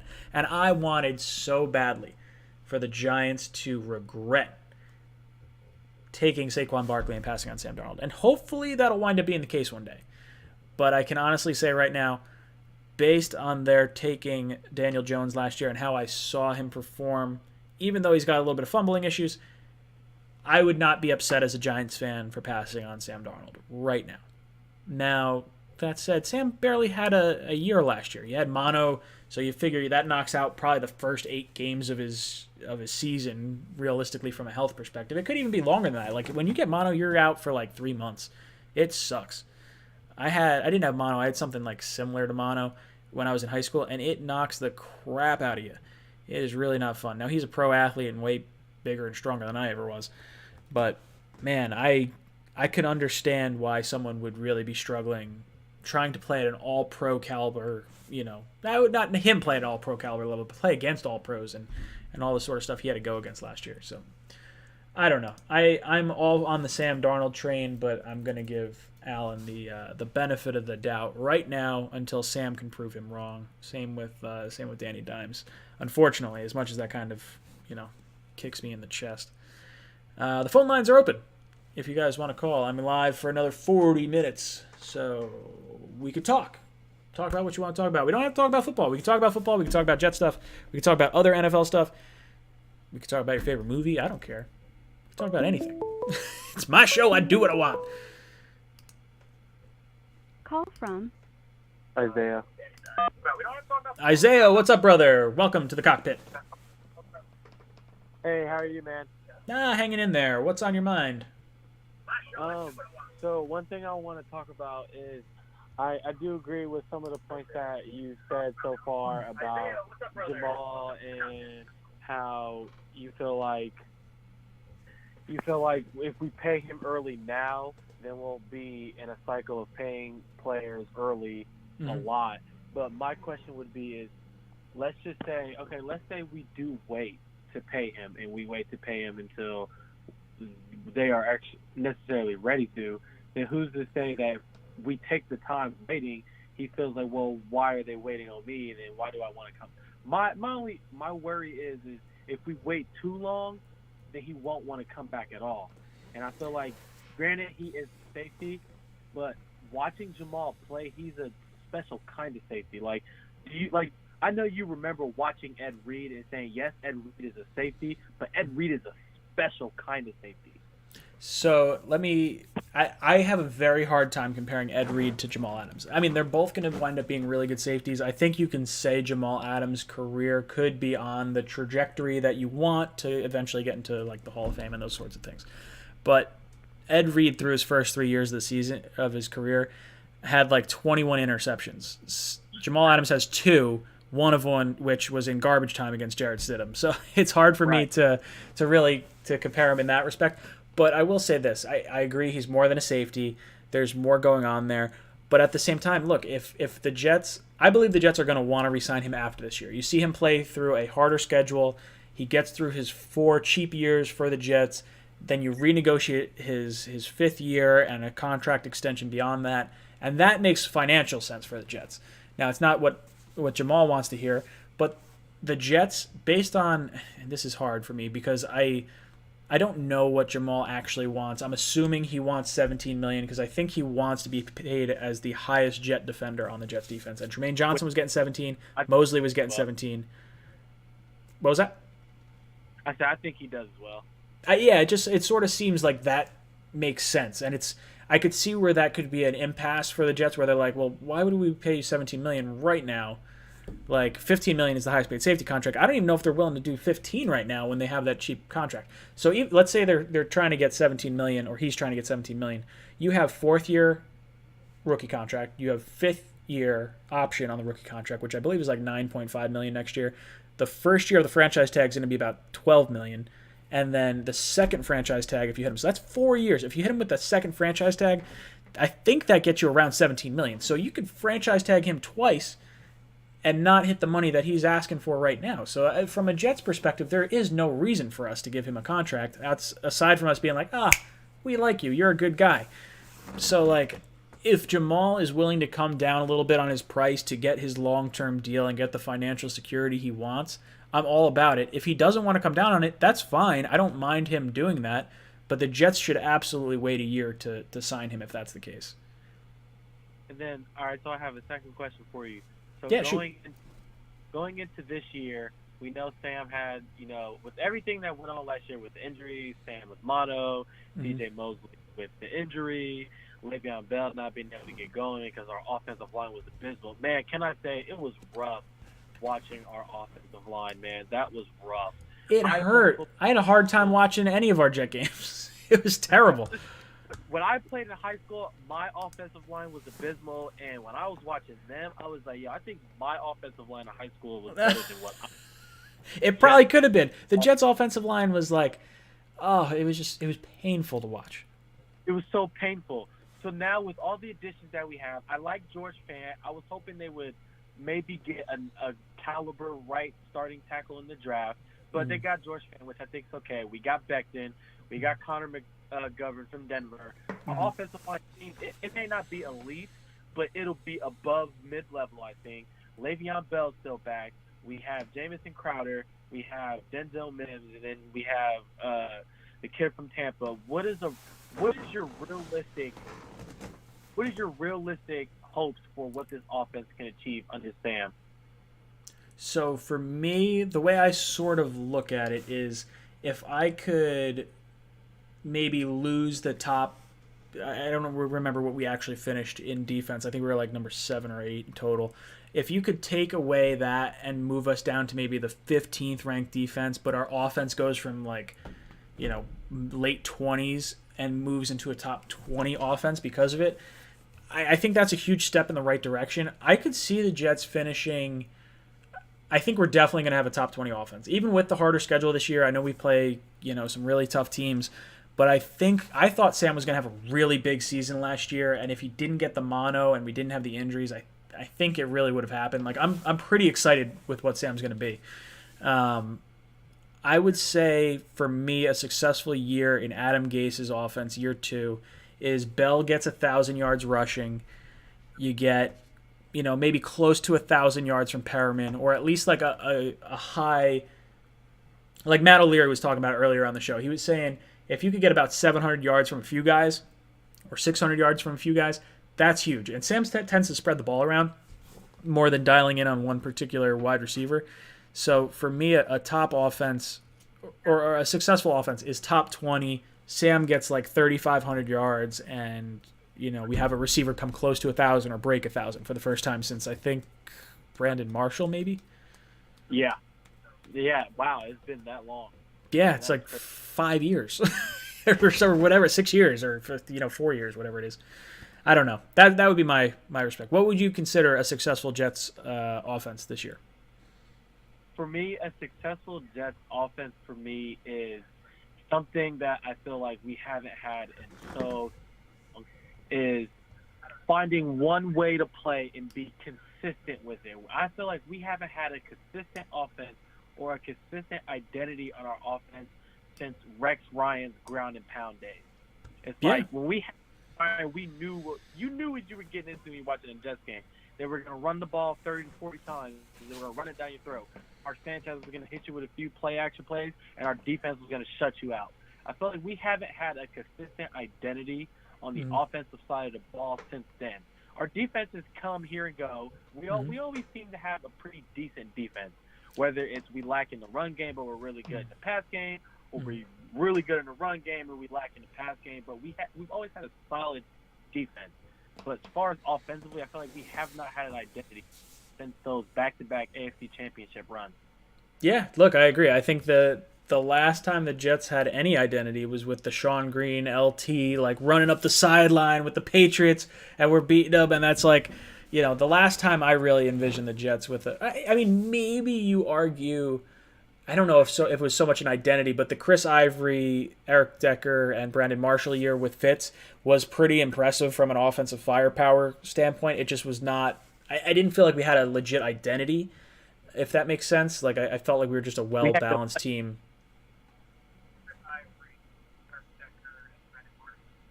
Yeah, I feel like maybe we had good playmakers that year, but maybe not an identity. So I get what you're going there. Any other questions for me before I eject you from the cockpit? No other questions. I enjoy watching you, and I'm a huge fan, man. I appreciate it. Thank you so much for calling in. I look forward to talking to you in the future. Mumtaz, thank you for the super chat. He says Joe Douglas will not pay anyone 1 cent over their value. I am not disagreeing with that. I think that makes a lot of sense. You saw how we kind of stood pat with who's our slot corner? Brian Poole, Jordan Jenkins, Greg Van Roten. We were playing Moneyball with these guys. We're like, hey, this is what you're getting. To accept. Eli, what's up, brother? Welcome to the cockpit. Hey, Ryan. First of all, happy Trumaine Johnson Day. Oh, happy Trumaine Johnson Day to you as well. I am very, very happy with, getting that $11 million back from him. Yeah. And, right, so there's a lot of toxic people in the chat, right? But I was reading some comments, and one person, FM or whatever, said that Joe Flacco will bring us a Super Bowl. And you know what? If Joe Flacco comes here and gets us one win that helps us get in the playoffs while Sam Darnold carries us to a Super Bowl, I will consider that Joe Flacco getting us a Super Bowl. I'm okay saying that. I disagree. FM, I think, likes to stir the pot a little bit. I don't know if he's just a Patriot fan that is like really trolling everyone. I think he's called in before. I'm almost positive it was him, and we had a good discussion. I didn't agree with a lot of his takes, but yeah, that's part of this whole discussion. I understand why people may not believe in Sam Darnold. Now, I don't think Flacco is the answer over Sam Darnold. That makes no damn sense to me.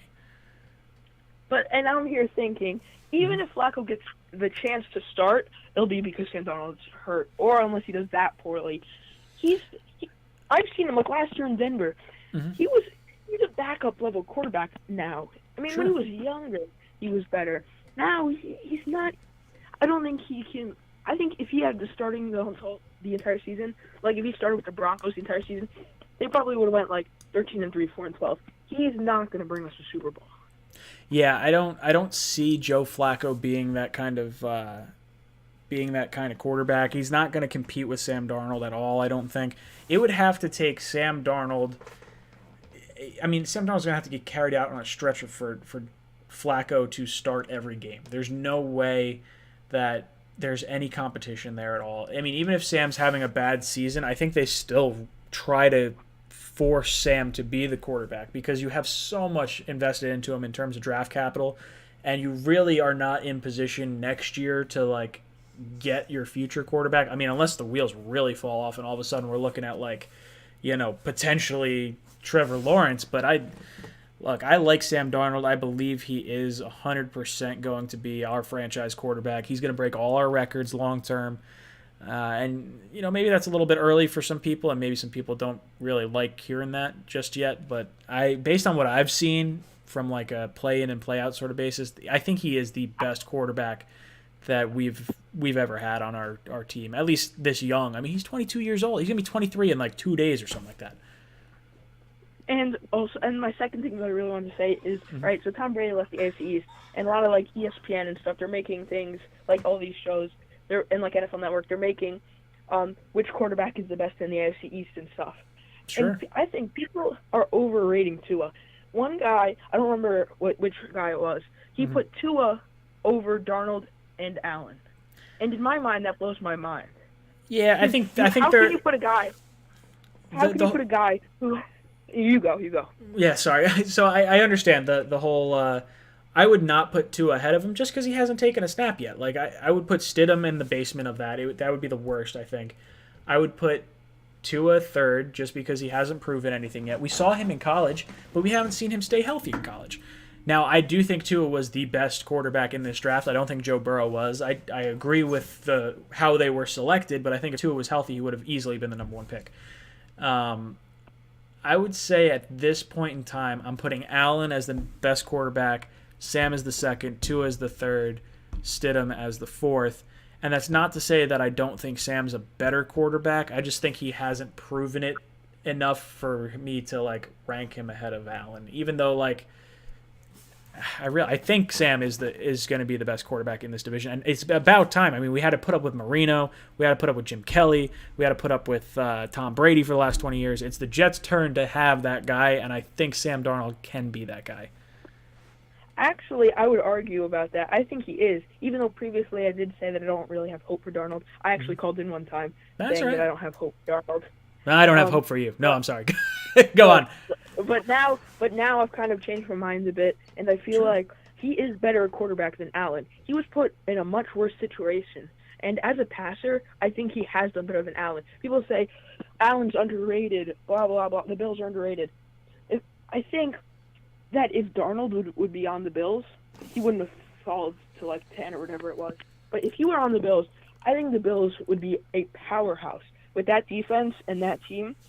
I think if Allen doesn't perform under that circumstances, it's kind of sad. Yeah, I'll be honest, that is exactly what I was thinking. If you put Sam Darnold on either the Bills or the Browns or the Ravens, I think any of those teams is going to be phenomenal. I mean, obviously the Ravens with Lamar Jackson, they hit a home run, but I agree. I think if you put Sam Darnold on the Bills, I think that offensive line was significantly better. I think they're coached way better. I think they had better weapons last year.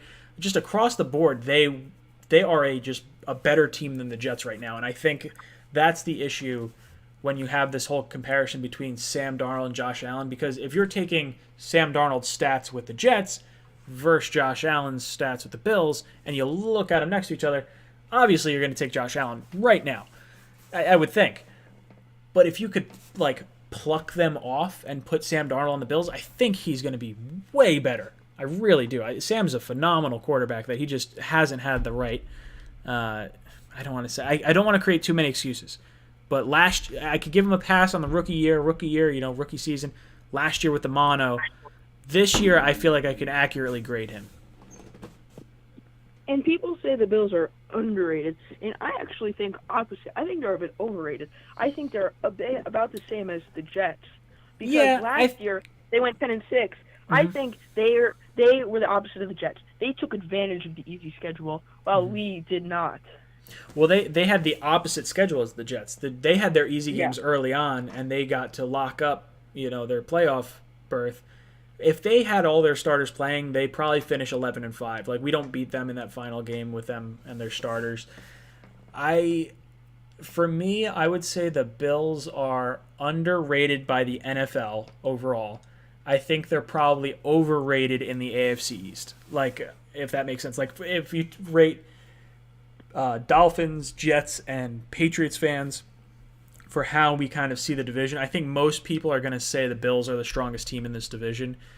And for me, I think that is true, but I think that's where you could see like they're overhyped. But I think NFL-wise, I agree. At least from what other people have been saying, I think they are underrated because they're from Buffalo. They're not playing in a huge market. Now, Allen's a fun quarterback to watch, so a lot of guys do know him. He's one of the top fantasy quarterbacks you could own because of his running style and everything like that. For me, I think they're perfect where they are. They're kind of like right in the middle. I think they're going to finish probably 10-6. I think they're going to win the division. I think the Jets will finish 8-8. I think the Patriots will finish like 7-9, 6-10, and then I think the Dolphins will be somewhere between the Patriots and Jets. I don't know where they wind up finishing, and maybe that math doesn't even make sense. Maybe someone's got to have more losses or more wins, but I'm okay with the Bills. I think they're going to be. I think they'll win this division, and I think they're better than maybe other teams might give them credit for. Because people think that the Bills are like a sure lock to win the division. I can agree that I think they're favorites. I can see the Jets and the Patriots, both teams that can kind of crawl up there. And then Dolphins. Ever since they drafted Tua, I'm telling you, Dolphins fans think that they're the best team in the league. They've gone crazy. It's exciting to see. Yeah, it's going to be exciting to watch this division with Darnold and Allen and Tua because those are all three good young quarterbacks. And even though Tua hasn't taken a snap in the NFL, accuracy tends to translate from the NFL from college to the NFL. Now, the health concerns I think are legit. If you're getting 100% healthy Tua, I think there's an argument for the Dolphins being pretty good, especially with the roster they kind of have right now. I think they would be the most overhyped team in the AFC East, but I don't think the Patriots, the Bills, or the Jets are really overhyping them. I really think the Dolphins fans are going pretty crazy. They paid a lot of money for that secondary. They added some pieces. Their team's definitely better than it was last year. Now I think they reached on Austin Jackson. I think they could have got him later than they got him. I don't like their draft. I don't think their draft was very good aside from Tua. Yeah. And I don't mean that they're not a good. I think they're way too young. I think in like 3 years they can be a good team. Sure. As of now, they need to let their players develop. And these Dolphins fans are going crazy. Like, I'm watching all these predictions, and the comments are going, "Really, Dolphins 7-9? We're going 10-6. We're going 11-5. We're winning the division." Oh, and yeah. I said, "Really?" I replied, "What? Really?" And he goes, "You're sleeping on the Dolphins. Everyone is." And I'm like, "You're just overhyping them." Sure. I agree. And, dude, thank you so much. I'm ejecting you from the cockpit because I got to get to the next caller. I just realized I did not – I'm going to turn off the calls for a second. I realized I missed some super chats in there, so I really apologize. Let's see. I got to Mumtaz. Mumtaz had another one, $5 super chat. Thank you so much for that. That was like an hour ago. I guess when I'm looking at, like, the Twitch page and stuff, I missed some of that stuff, so I apologize. So Mumtaz was saying Sam had nothing, no O-line, marginal receivers, tight ends got hurt, not much running game, illness, new system, and a bad coach. Still, he managed to look decent. Mumtaz, I completely agree. He also, if you look at, I made a video at the end of the season where I compared last year's stats to this year's stats, and Sam actually improved in like every major statistical category in some capacity. Maybe not by a whole lot, but he did actually improve from year one to year two. Grandpa Mark drops in with a super chat. Thank you so much. He goes, "I love you, Matt, but Herndon is not an above-average player. Let's wait and see. Let's go Islanders." Grandpa Mark, I respectfully disagree. I think Herndon, if you want to say, I don't know. I drafted Herndon on my Dynasty League team when he was a rookie. I took him in my third-round rookie draft. I really like Herndon. I think he's going to be an above-average tight end, and I think he's going to be a huge weapon for Sam. I thought he was poised to have a real big year prior to his injury. So is he above average right now? Probably not. Projection-wise, I think he is going to be. So we will wait and see. Grandpa Mark, we will wait and see. All right, let's open the phone lines again and get some of your calls. I got you for another 20 minutes. If you guys want to be entered in to win a hat, shirt, or mug from the Jets Talk store, link in the description down below to my Twitch page. Click on Twitch, add me as a friend, follow me on Twitch. I'm trying to simulcast to Twitch, YouTube, and Facebook, and trying to build up the brand a little bit on the Twitch sphere. So if you want to help the channel grow and potentially win some stuff, there's not too many followers on there, so you got a pretty good shot at winning some merch. Call from Jake. Jake, what's up, brother? Welcome to the cockpit. Hey, Ryan, how you doing again? No, hanging in there. What's on your mind? Good. First, I'm actually happy the Tremaine Johnson release finally happened. So some cap money we can finally. I don't know if that was. I just got into the group very late, so I just saw this. Yeah, that's more cap money for us. So I'm very happy about that. Yeah, who knows? Maybe we sign Warford or Logan Ryan or something like that. We've been holding off, just waiting for this money. Yeah, I'm all in on Warford. I think that's the last piece. I wanted like the Lloyd Cushenberry and then moving Colin McGovern, but if we can do this at least, I would be very happy with that. And I think the one thing today I'm extremely happy about is we signed Bryce Hall, and I'm going to keep saying this probably all season long. This kid, I think, is going to be the sleeper of this draft for us. That's the Denzel Mims. I'm standing by that. Yeah, I can't say Mims is going to be a sleeper because I wanted Mims, when we were at 48 before we traded down. But I do think Hall is someone that I wanted. I forget what round I had him in. I think it was the 3rd round is where I wanted him.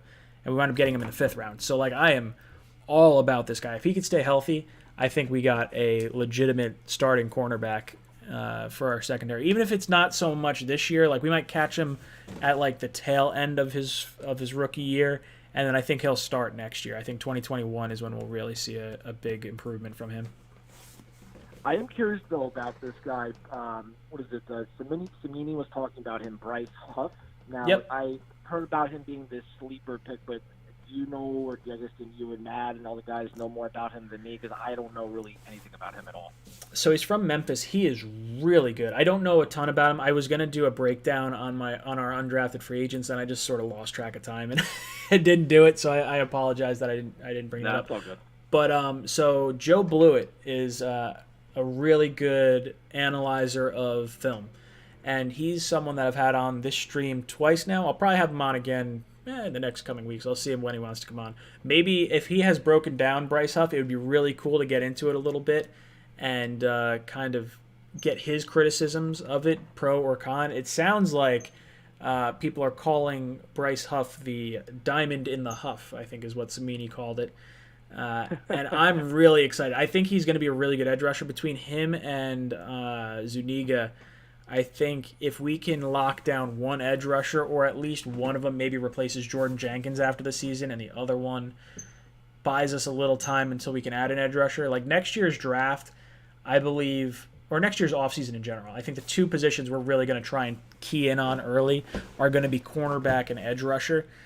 So if Hall, Austin, Huff, and Zuniga can fill one of the 2 sort of spots that we're going to need to fill, I think that would go a long way for us. Yeah, look, listen, it's been since John Abraham, bro. We really got to get this answered sooner than later. And I don't know if the Zuniga pick, I've said this since, you guys did the draft. Sure. I still think it's a very risky pick. I just feel like they could have done so much more to dress receiver. They could throw another weapon in for Sam. And, look, I think Greg Williams deserves his chance to make his impact on this draft, and he did. And I think next year he's going to have full reign and taking whoever he wants, pending he's still here and doesn't punch Gase in the face at some point during the season. But that's my biggest fear. It's I really hope that Greg Williams hangs around, because he's really not a guy that lasts somewhere more than 2 years.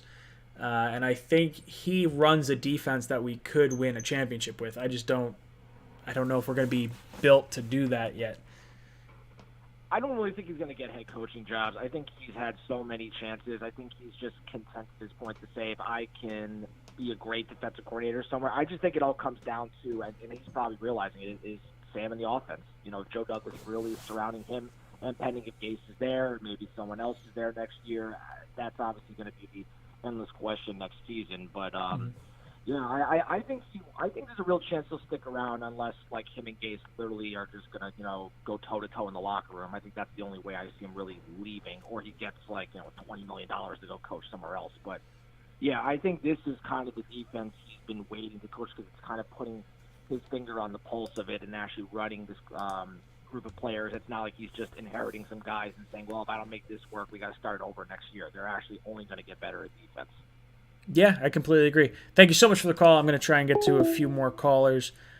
King Blaze, I see you chirping in the chat. Let me see if I can assist with this. So if you are a part of the first class tier, you get an exclusive number to call into the call-in show.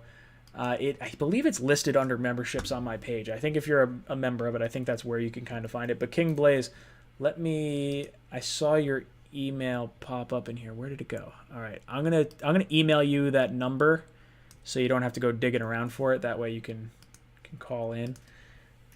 Let me see if I'm doing this right. So King Blaze, look in your email in about 2 seconds.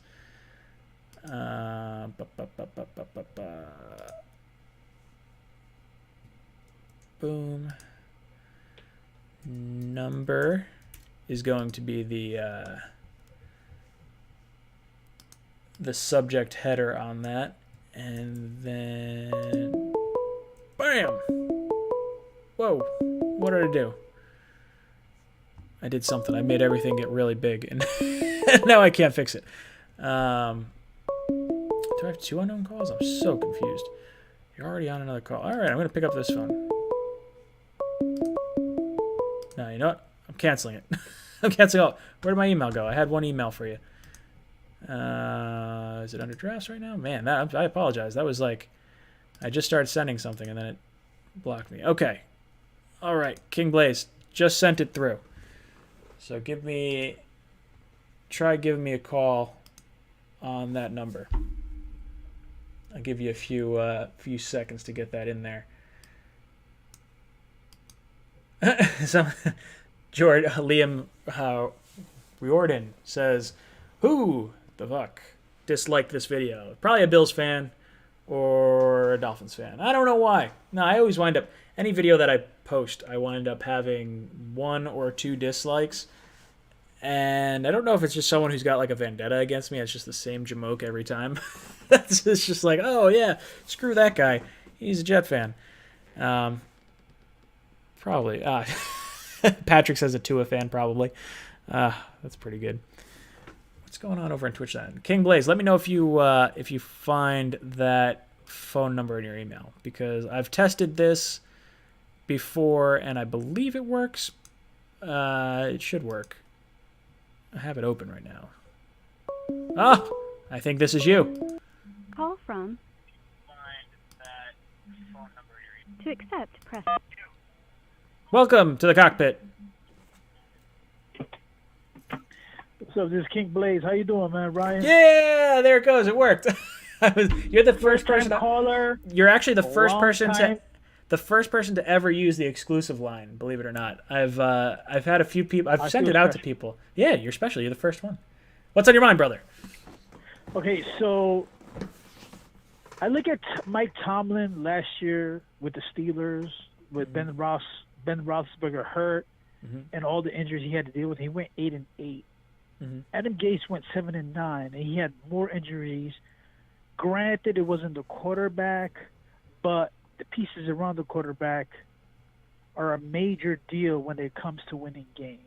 Sure. So if you look at Mike Tomlin with 8-8 and Adam Gase 7-9, I'm not saying Adam Gase is a good quarterback, but when you have a quarterback like Sam Darnold, not comparing him to Ben Roethlisberger with the pieces around him regarding defense, I think the Jets will make the playoffs. I mean, I'm not trying to soup up Adam Gase at all, because he's made a lot of bad plays, but in the Broncos he was good.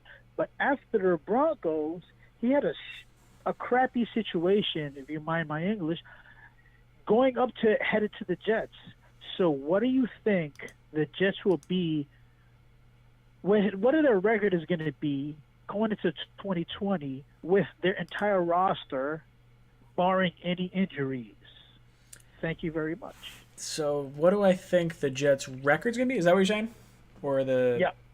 I think the Jets' record, so when I look at Adam Gase, I do think that the deck was stacked against him last year. And I can see I don't want to say a worse record because we were 7-9, and I said the floor would be 6-10 for this year. But I could see us having like a 7-9 year, but us looking way better as a team.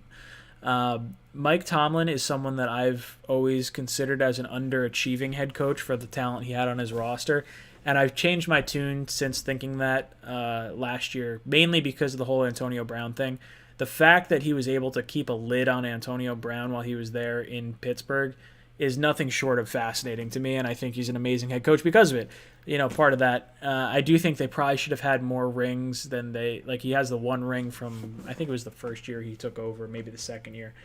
But for Adam Gase, I think a successful year for the Jets would be 8-8 with this schedule, playing relevant games late into November and into December. Like, if we can be in that wild card 7th seed talks in December, that's all I'm really looking for. Like, I want to be in the playoffs for sure.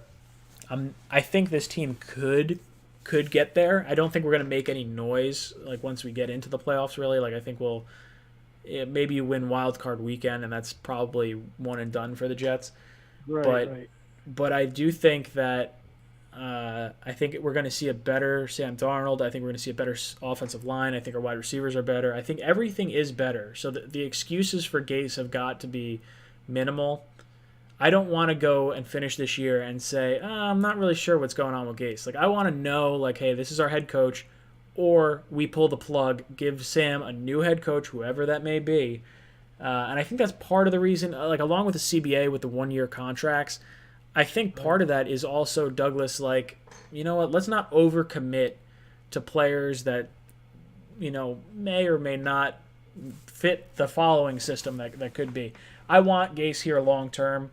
Not that I really, like, love the guy, but, like, it means that he's doing something right and Sam Darnold's growing. Right. I'm not a fan of Adam Gase, but the fact that he had to deal with certain situations after the Broncos. Okay, he cut me off. I didn't cut you off. I'm here. Oh, he hung up on me. It's all right. I'm sorry, King Blaze. All right, let's try to get one more phone call in there. We'll try to get one more phone call before I raffle off this hat, shirt, or mug. So if you guys have not followed me on the Jets Talk Jets Talk Twitch, down in the description of this video, there's a link to my Twitch channel. All you have to do is follow me, add me as a friend on Twitch, and then all of a sudden, you are entered to win a hat, shirt, or mug from the Jets Talk store, which I'll raffle off after this phone call. So stay tuned. From Josh. Josh, what's up, brother? Welcome to the cockpit. Hey, what's up? Thanks for taking my call. Yeah, of course. What's on your mind? So I just got 2 questions, and Yep. then I just want to talk about something. Sure. My first question is, what do you think? Do you think Mims will be like a 1,000-yard wide receiver consistently? I do. Okay. So I guess this is 2-part. I think he can be. I think he will be at some point. Sam is a weird quarterback where he passes the ball to like everyone. I don't know if we necessarily need a stud number 1 wide receiver, so maybe he won't get the yardage that you would expect from like maybe like a Brandon Marshall or some of the guys we've kind of seen in the past. I think he's got that ceiling. Like, I think he can be a 12 or 1,300 a year receiver, easy. I think he is that good. Do I think he hits it year in and year out? I don't know with Sam. That's what's a little tough for me. Right, and then also, like with like the coronavirus and like obviously like limited training camps and off-season programs and stuff, how much of an effect do you think will like make on the players and especially like the rookies? Oh, so that's going to be huge. I think there is going to be a much sharper or a much steeper learning curve for the rookies this year because of the limited off-season workouts. I think we could see a shortened preseason. Now, who knows? As long as they're allowed to play, even if there's no fans, they can. If they are able to have their practices and kind of still have, hitting drills. Now, maybe there's not as much of a learning curve that I'm expecting, but I'm thinking signing these players to 1-year deals like a Jordan Jenkins, like a Brian Poole, insert any other play, Perriman, like all these guys were brought in basically to start right away and to give the rookies a chance to fight for things. I think we're going to see rookies have a harder time learning. I think Becton, we may not get the the wow factor from him right off the bat. Like I think we'll see him throw some guys around, but I think we'll see him whiff on a few pass blocking opportunities occasionally. I think we'll see Mims maybe drop a ball or two. Like I think there will be some rust on the rookies for sure, but I think overall I think this team's better with our rookies than what we had last year. Last year overall. Yeah, I think so too. Like I feel like the receivers got better for sure. Mm-hmm. But losing Robbie, I don't think like Perriman. Crowder was the number one last year. He's gonna be the number one this year. But like, I think Perriman's a step down from Robbie Anderson as the number 2 guy. But I think Mims is an upgrade as a number 3 guy. You know what I'm saying? Yeah, that's sort of where they get better. When Matt and I were talking about this earlier, we were saying how Robbie and Demaryius Thomas, I think, is a weaker 1-2 punch than Perriman and Mims. Like I think Perriman and Mims have a way higher ceiling than what we got from Robbie and Thomas. I think Robbie's the better receiver of all 3 of them, but I do think that ceiling with Perriman and I think the ceiling with Mims is way higher. Yeah, I think it's like tough to judge Sam Darnold because I feel like a lot of these things like Sam needs to prove it this year, like he finally has the weapons. Mm-hmm. Like the O-line got much better, but it's still below average. Sure. And the receivers, he does not have a good receiving core either. I mean, like they're still like not they're a bottom 25 receiving core. So I don't see that. I see a lot of. I get why other people would say it's a bad receiving core. And you can say Mims is a rookie and it might take him time. So maybe you kind of factor him out a little bit right now. Perriman has had injury concerns, hasn't been the guy. So I could see issues with that. But you also have Herndon and Griffin and Bell and Crowder. Like there's more weapons on this team than I think people really want to talk about. And I think we complement everything well. We have the burner over the top in Perriman. We have the slot guy in Crowder. We have the running back out of the backfield in Bell. We have the running back that can run up the middle with Gore. We have Herndon and Griffin that can both work the seams. And then you have Mims, who is going to be the X receiver. He's going to be able to be your number 1 at some point in time. So I don't know. I have a hard time seeing that the Jets are not a top 25 wide receiving core. Maybe I see why other teams would rank us that low, but like if you know the Jets and you're kind of just paying attention to some of these players, they're not bad players. They'd be good players on other teams. Yeah, I think like with the receiving core that they have, in 3 years from now, I think Mims will have like 1,000 yards year in, year out. I do think he'll end up being that guy, and I think he'll be the number 1 guy for Darnold. Mm-hmm. But just this year, I think Mims won't. I could see Mims having like 600, 700 yards, and I think that's going to make like a huge difference as opposed to in 2 years, 3 years when Mims is in his prime. I think like everything will be much easier for Darnold. But right now, he just doesn't have his wide receiver number 1. He doesn't have a true number 1 guy. Mm-hmm. And like Crowder at best, you could say, not really even a top 20 wide receiver, and I feel like it's just tough for Sam. Because let's say Sam isn't great this year, and then you have to move on from him. And I'm not moving on. Even if Sam's not good this year, I can't move on from Sam. I have to give him 4 years. We gave up way too much for him. If Sam's bad this year, I fire Adam Gase and I look for a new head coach before I move on from Sam. I would take Sam through all 5 years of his contract before moving on from him, unless the bottom falls out and you love Trevor Lawrence and he's like within striking distance. Then maybe maybe you do that. I wouldn't do it. I think Sam's the truth. Yeah, I like Sam. He's shown a lot of promise. I think he's going to be a good player. So I hope, all right, brother. I hope he ends up being the guy. I'm going to eject you from the cockpit. I got to do this giveaway, but thank you so much for calling in. Thank you. Boom. You've been ejected from the cockpit. All right, guys, let's go over to the Twitch sphere. Let's see, where am I going? I'm going to need your help because I need to figure out how many spots I'm going to count down based on how many people got in here. Oh, we got 9 people watching on Twitch. That's kind of cool. That's I think that's probably the new high that I've had over there. That's what I should have. I should have like as many people on YouTube simulcasting with Twitch, and then you help me out. See, That's how we help things out. All right, guys, give me some numbers here. Give me. Oh, I see a 3 in there. Liam knew what I was talking about already. Give me something that. Ryan, can you bring back the flying chicken and the? That's it. You're out of here. Yeah, TJ Decker. I'm definitely gonna bring back the. Whoa, my hair is crazy right now. Sorry about that. I'm definitely gonna bring back the chicken. I accidentally deleted it from my Windows side of my computer, so I have to go through my Mac side and like actually input it back in. I just kind of forget every time each week, so I just have to actually do it. I love the chicken. I love the ejector seat chicken. For those of you that don't know the ejector seat, I have it somewhere. I have the instant one. I don't have the timer. You're out of here! You're out of here! So that's the chicken. I have an actual timer one, but for some reason it just fires the chicken across the board and doesn't do the actual time. All right. So give me some numbers. We got a 7 and we got a. I'll use Liam's 3 and Patrick's 7. All right. So let's take a look at this. Sorry, I'm just trying to get to where my followers are in here. I'm not like too good on Twitch yet. I'm still like pretty new on a lot of this stuff, so searching around and finding everything is a little tough for me at this point. All right, where are followers? I had it in here before.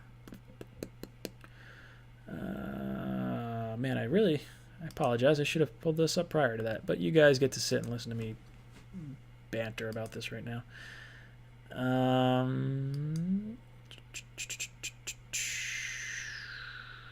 All right. So if we're counting down, 1, 2, 3, and then what was the other number? 7.